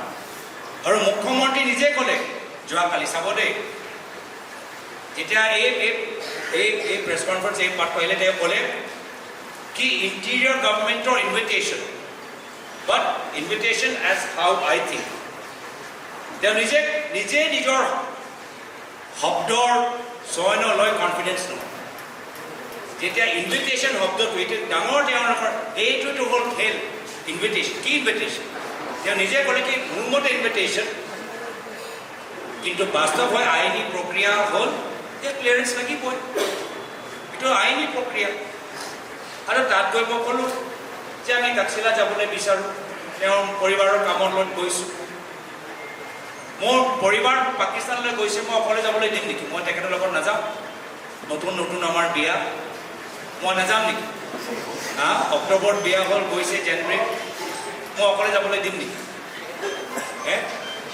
গৈ আহিলোঁ তেখেতৰ লগত সেইটোৱে তেওঁৰ কি ধুৰন্ধৰ কাহিনী বনাই দিলে এইটোৱে ধুৰন্ধৰ হৈ গ'ল নেকি মই নিজৰ নতুন নতুন মানে মোৰ লগত বিয়া হ'ল পাকিস্তান গৈছে গৈ আহিলোঁ এইটোৱে ধুৰন্ধৰ এইকাৰণে মুখ্যমন্ত্ৰী মহোদয় অসমৰ ৰাইজক সন্মান কৰা অভদ্ৰ যুক্তিহীন কথাবোৰ কোৱা বন্ধ কৰা ৰাইজৰ বিবেকটো সন্মান কৰা বহুত গুৰুত্বপূৰ্ণ সমস্যা আছে ছটা জনগোষ্ঠী জনজাতিকৰণৰ সমস্যা আছে সেইখিনিতে দাবী পূৰণ কৰক বাগানৰ শ্ৰমিকসকলৰ ভূমি পট্টা দি আছিল আজিলৈকে কিমান বাগানৰ শ্ৰমিকসকলক ভূমি পট্টা দিলে তাৰ হিচাপ দিয়ক 12,000 বিঘা মাটি কেনেদৰে আপোনালোকে মালিক হ'ল তাৰ হিচাপ দিয়ক ল'ৰা ছোৱালীৰ মাজত আজি ড্ৰাগছ কিয় ডাঙৰ এটা সমস্যা হৈছে তাৰ হিচাপ দিয়ক চৰকাৰী স্কুল বন্ধ কৰি মদৰ দোকান কিয় খুলিছে তাৰ হিচাপ দিয়ক আজি ৰাজনৈতিক দুৰ্বল হৈ আজি আপোনালোকে এটা বিশেষ সমাজৰ বিৰুদ্ধে হিংসাত্মক কথাবোৰ কৈছে তাৰ হিচাপ দিয়ক সময় মূল্যৱান সময় নষ্ট নকৰিব আৰু ৰাইজে গম পাই গৈছে সময় পৰিৱৰ্তন আপুনি যিটো ভিছা পাইছে বিশেষ ভিছা আছিলে ভিছাটোৰ কথা আহিছিল বিশেষ ভিছা পাইছিলে অথচ আপুনি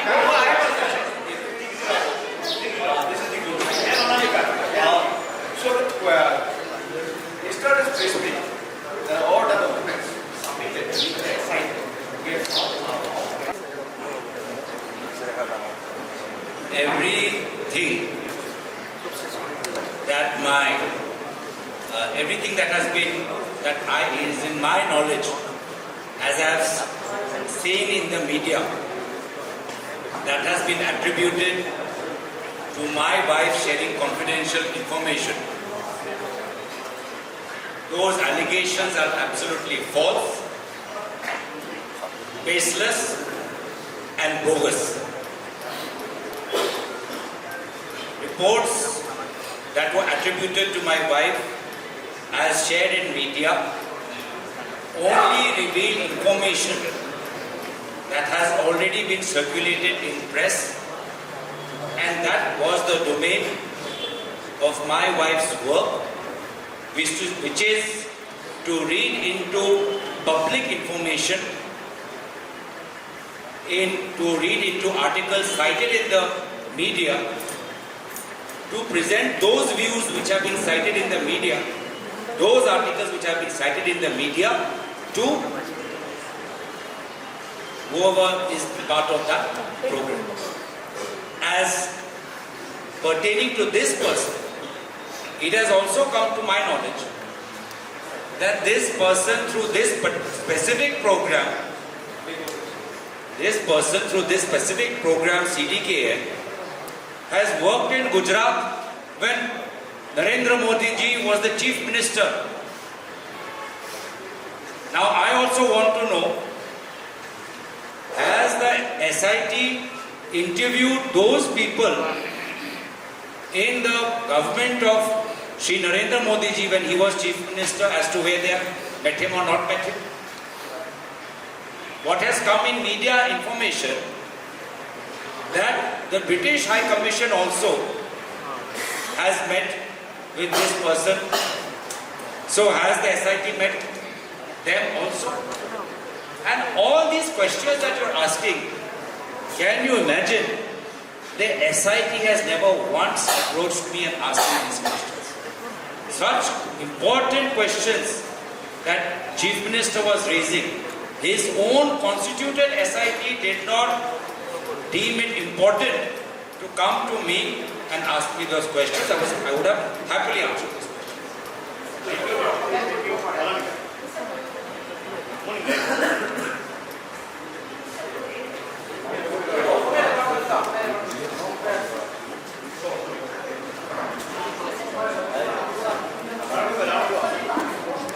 And regarding the social media post, CM have clearly mentioned that for the 10 days you were silent on social media. So what do you say on this?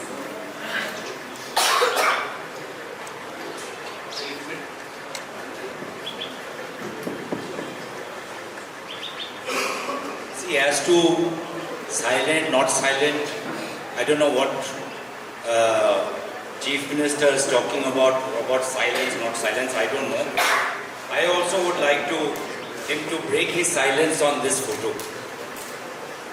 I also would like him to break his silence about who has he met in this photo, when did he meet, and did he have any political discussions with this person.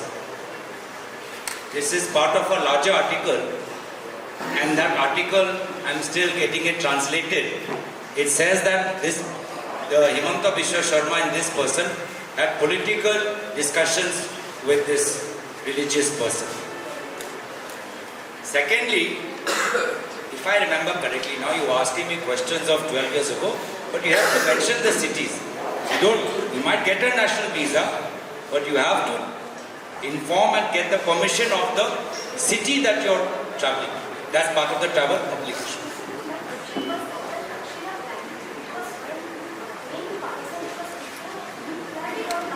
No, after. I just said, after. I have gone only because I have married my wife 3 months before. She's going to Pakistan. I felt it's my duty as a husband to accompany her.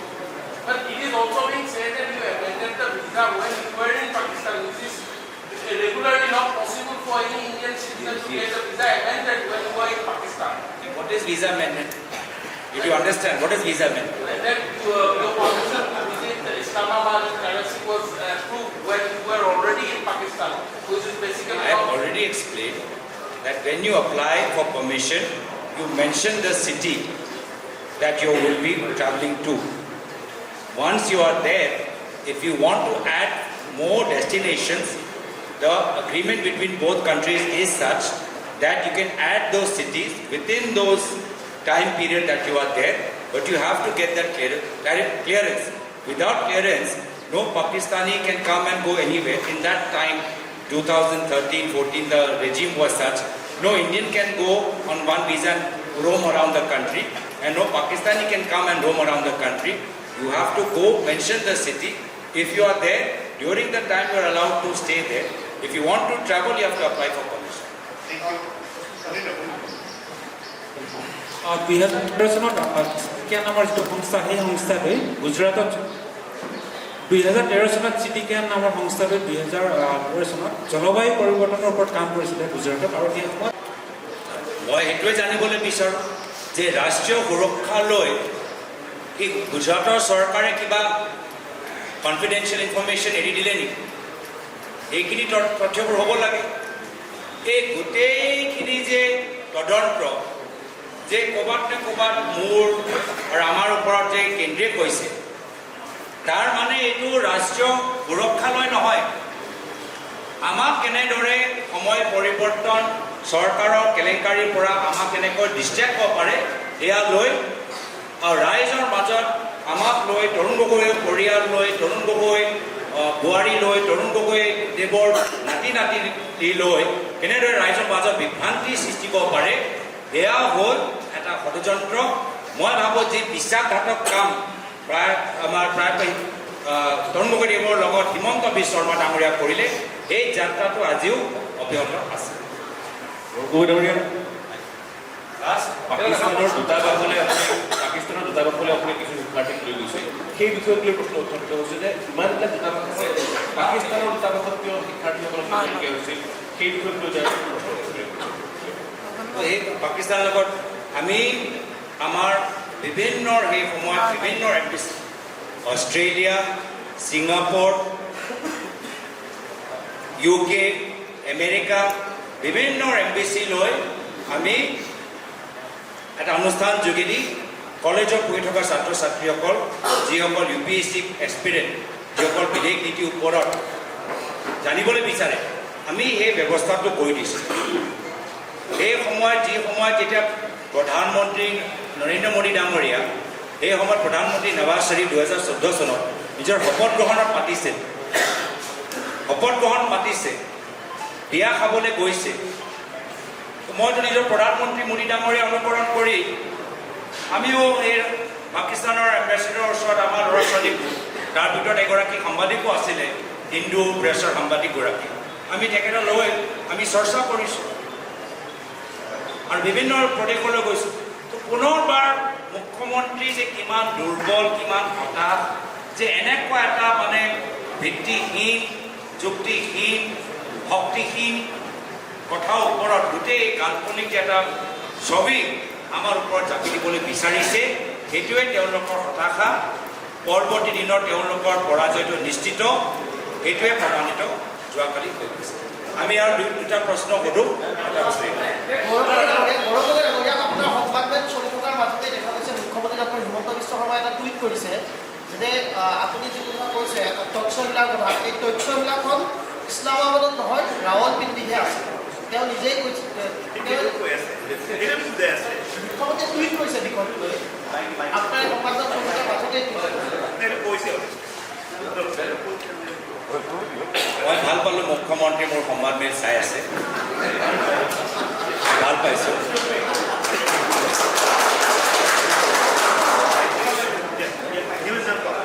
আৰু তক্ষশিলা আমাৰ Indus civilisation আমাৰ ভাৰতীয় চিভিলাইজেশ্যনৰ আমাৰ যে তাৰ পৰা আমাৰ ভাৰতীয় চিভিলাইজেশ্যন গোটেই পৃথিৱীত আটাইতকৈ পুৰণি চিভিলাইজেশ্যন সেই আৰ্কিঅলজিকেল ছাইট লৈ গৈছোঁ সেয়ালৈ তেখেতৰ আপত্তি হৈছে। এতিয়া মই কি কওঁ লাহোৰ আৰু ইছলামাবাদ দেখালে তাৰপিছত ৰাৱলপিণ্ডি আছে আপুনি আৰু এখন চহৰলৈ গ'ল আপুনি মই আৰু তাত তক্ষশিলাত আমাৰ চাণক্যও তাত আছিলে ৰাৱলপিণ্ডিত আছে আৰু এখন চহৰলৈ গ'ল শুনক না মই সেইটোৱে কৈছোঁ ইছলামাবাদ পৰা কিমান দূৰ চাই লওক ইছলামাবাদ পৰা কিমান দূৰ চাই লওক এইটো মই চাই লওক আপোনালোকে চাই লওক এইটো আমি গৈ এনেকৈ ঘূৰি আহিছোঁ চাই লওক আৰু আপুনি নিজে কৈছে বেলেগ বেলেগ চহৰলৈ যাবৰ কাৰণে বেলেগ বেলেগ ভিছা দিবৰ কাৰণে সোধা হৈছে আৰু চহৰলৈ ঠিক আছে সেইটোৱে গুৰুত্বটো নহয় তো সেইকাৰণে আমি কৈছোঁ যে আমাৰ ইছলামাবাদ আৰু লাহোৰ সিহঁতৰ মাজে মাজে কৰাচিও কৈ দিছে। এটা সময়তো এই কোনোবা এজন বিজেপি বিধায়ক হিমন্ত বিশ্ব শৰ্মা ঘনিষ্ঠ এটাতো পুৰা আইটেনেৰি মোৰ চাপি দিলে বাৰু ইয়াত ব্ৰেকফাষ্ট তাত ISI তাত তেওঁলোকৰ লাঞ্চ তাৰপিছত ডিলিট কৰিলে। মোৰতো চিন্তা হৈছে সেইগৰাকী বিদেশ মন্ত্ৰীৰ বাবে যিগৰাকীয়ে গোটেই পৰামৰ্শটো হিমন্ত বিশ্ব শৰ্মা ডাঙৰীয়াক দিছে মোৰ তাৰ বাবেহে অলপ মোৰ চিন্তা হৈছে যে কিমান দিন আৰু মানে তেওঁ সেই মন্ত্ৰী হৈ থাকিব মোৰ নাজানো দেই গোটেই যে কাহিনীটো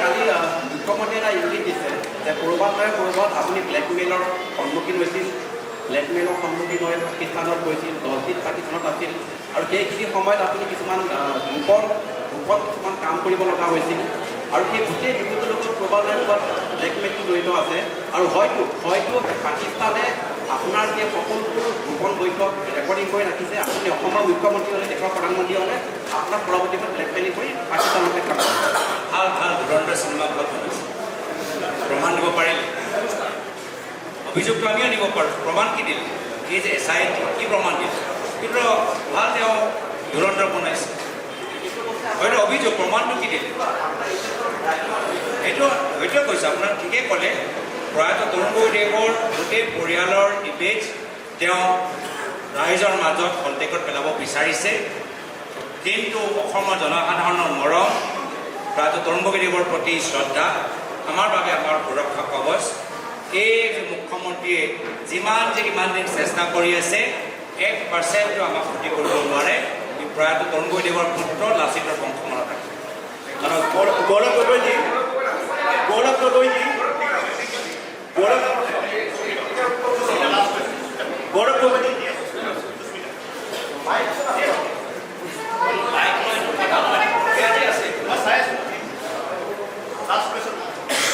Hello. Mr. Gopal, the government of Assam has now said that they will be referring the case to the MHA. So how do you... The Chief Minister of Assam had already said in the month of August that come 10 September 2025, he will make the report known to the central government. It has been 6 months. He himself has not deemed it important to send the report in September to the central government for further investigation. He himself waited for 6 months on a matter that he calls it national security, but he himself chooses to wait for 6 months on the false pretext that late Zubin Garg had passed away. But people of Assam know that this report was available to him prior to Zubin Garg's death. Zubin Garg passed away on 19th. This report was with him. There is a photo of the SIT team handing the report to the Chief Minister prior to the 10th September. He himself has not taken the necessary action for the past 6 months. Therefore, which shows that he himself has found that there is nothing conclusive to prove his wild, bogus, baseless, ridiculous allegations in the SIT report. Mr. Gogoi, since you told that you will be married in 2013 with your wife. So,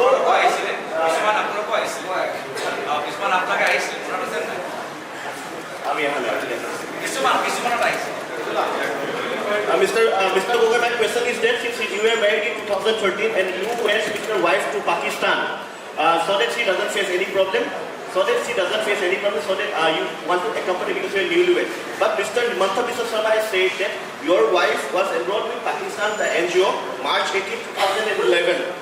So during that time, she became very close with Mr. Ali Toki. What do you have to say? Ali Toki. What is the question? Question is that the person that you're from talking about. 2011 to 2013. Yes. You know anything that what kind of work she did? Did she disclose anything? She was physically working in the NGO employed based in Pakistan. When we visited, she was working with the Indian partner of the NGO. The international program of which the Pakistan NGO and the Indian NGO are a part of, that international program is still running. And that same international program, that CDKN, has gone and worked in Gujarat when Shri Narendra Modi ji was the Chief Minister.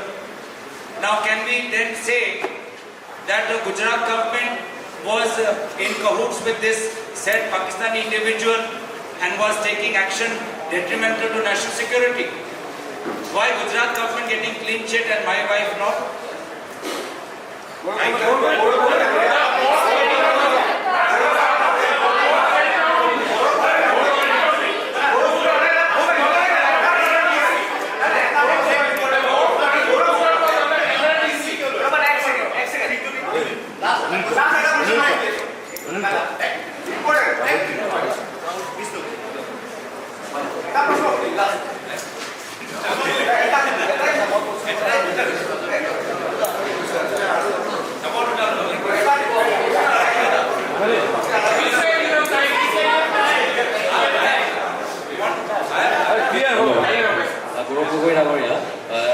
আপোনাৰ পুত্ৰৰ ধৰ্মক লৈ পেলাই পাছপৰ্টত আপোনাৰ পুত্ৰ সন্তানৰ ধৰ্মক লৈ পাছপৰ্টত এটা প্ৰশ্ন উত্থাপন হৈছে। আপুনি জনাব নেকি যে আপোনাৰ বৰ্তমান পুত্ৰৰ ধৰ্ম কি উল্লেখ কৰা আছে এই কথাটো উত্থাপন কৰিছে?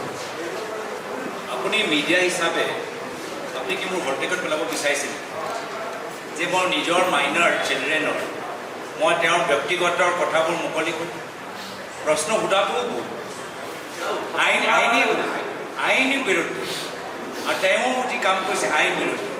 মাইনাৰ চিলড্ৰেন 9 বছৰীয়া 5 বছৰীয়া মাইনাৰ চিলড্ৰেনৰ প্ৰাইভেট ইনফৰমেশ্যন তেওঁৰ ওপৰত কিমান কেছ হ'বলৈ গৈছে মই নাজানো। এটাতো হেড স্পীচ দিলে, তাৰপিছত সেই ভিডিঅ'টো তাৰ ওপৰত যি তেওঁ নিজেই ডিলিট কৰিবলৈ বাধ্য, এইটোৱে প্ৰমাণ যে তেওঁ অসমৰ বাধ্য কোনো প্ৰদেশৰ মুখ্যমন্ত্ৰীৰ চকীৰ ওপৰত বহা যোগ্য নহয়, যে নিজে বাৰম্বাৰ দিনে দিনে অপৰাধ কৰে, যে নিজে বাৰম্বাৰ আইনৰ উলংঘ কৰে, তেওঁৰ ৰাইজক কি শিকাব? আৰু তেওঁ খালি এটাই কথা শিকাইছে যে কেনেদৰে নিজৰ পৰিবাৰৰ নামত মাটি সম্পত্তি ল'ব পাৰে। এতিয়া তেওঁকহে চাই তেওঁলোকৰ ঘনিষ্ঠ মন্ত্ৰী বিধায়ক সেই একেখিনি কাম কৰিছে। সকলোৱে নিজৰ পৰিবাৰৰ নামত ক'ৰবাত গৰু কিনিছে, ক'ৰবাত মাটি লৈছে, ক'ৰবাত মহিলা সমিতিৰ মাটি দখল কৰিছে। এই গোটেই মডেলটো পৰিবাৰক ইউজ কৰি এই গোটেই মডেলটোহে হিমন্ত বিশ্ব শৰ্মা ডাঙৰীয়াই গোটেই দেশত বা অসমৰ বিজেপি নেতাৰ মাজত প্ৰচলিত। গৌৰৱ গগৈ ডাঙৰীয়া, মুখ্যমন্ত্ৰীৰ প্ৰায়খিনি অভিযোগৰ আপুনি উত্তৰ দিছে আৰু মুখ্যমন্ত্ৰীৰ প্ৰায়খিনি অভিযোগ আপুনি উত্তৰ দিছে। আৰু কথাটো হ'ল যে আপুনি এই কথাটো উল্লেখ কৰিছে যে 6 মাহ মুখ্যমন্ত্ৰীয়ে উল্লেখ কৰিছে। সেই কথাখিনি হয় 10 ছেপ্টেম্বৰ, তাৰপিছত তাৰিখ বুলি আপুনি উল্লেখ কৰিছে। এতিয়া কথাখিনি হ'ল যিখিনি অভিযোগ আহিছে সেই অভিযোগখিনি লেট হোৱাৰ বাবে তাৰ গ্ৰহণযোগ্যতা নাথাকিব নেকি, বা গ্ৰহণযোগ্যতা থাকিব বুলি আপুনি ভাবেন নাই? ৰাষ্ট্ৰীয় সুৰক্ষাৰ লগত সম্পৰ্ক থকা এদিনো পলম আমি সহ্য নকৰোঁ, কিন্তু তেওঁতো 6 মাহ সহ্য কৰিলে। তেওঁ ৰাষ্ট্ৰীয় সুৰক্ষা লৈ তেওঁ কিমান চিন্তিত সেইটো তেওঁ 6 মাহৰ পলম সেইটোৱে প্ৰমাণ কৰি দিলে। তেওঁ নিজে প্ৰমাণ কৰি দিলে যে ৰাষ্ট্ৰীয় সুৰক্ষা তেওঁৰ বাবে গুৰুত্বপূৰ্ণ বিষয় নহয়, নিৰ্বাচনী কিবা এটা ফুলজাৰিহে। আমাৰ বাবে আজি ৰাষ্ট্ৰীয় সুৰক্ষা লৈ আমাৰ বাবে কোনো ফুলজাৰি নহয়, কোনো একো বাতল বিষয় নহয় যে আমি এনেদৰে আমি ক'ব পাৰোঁ। তেখেতৰ বাবে হ'ব পাৰে, যাৰ বাবে তেওঁৰ শ্ৰম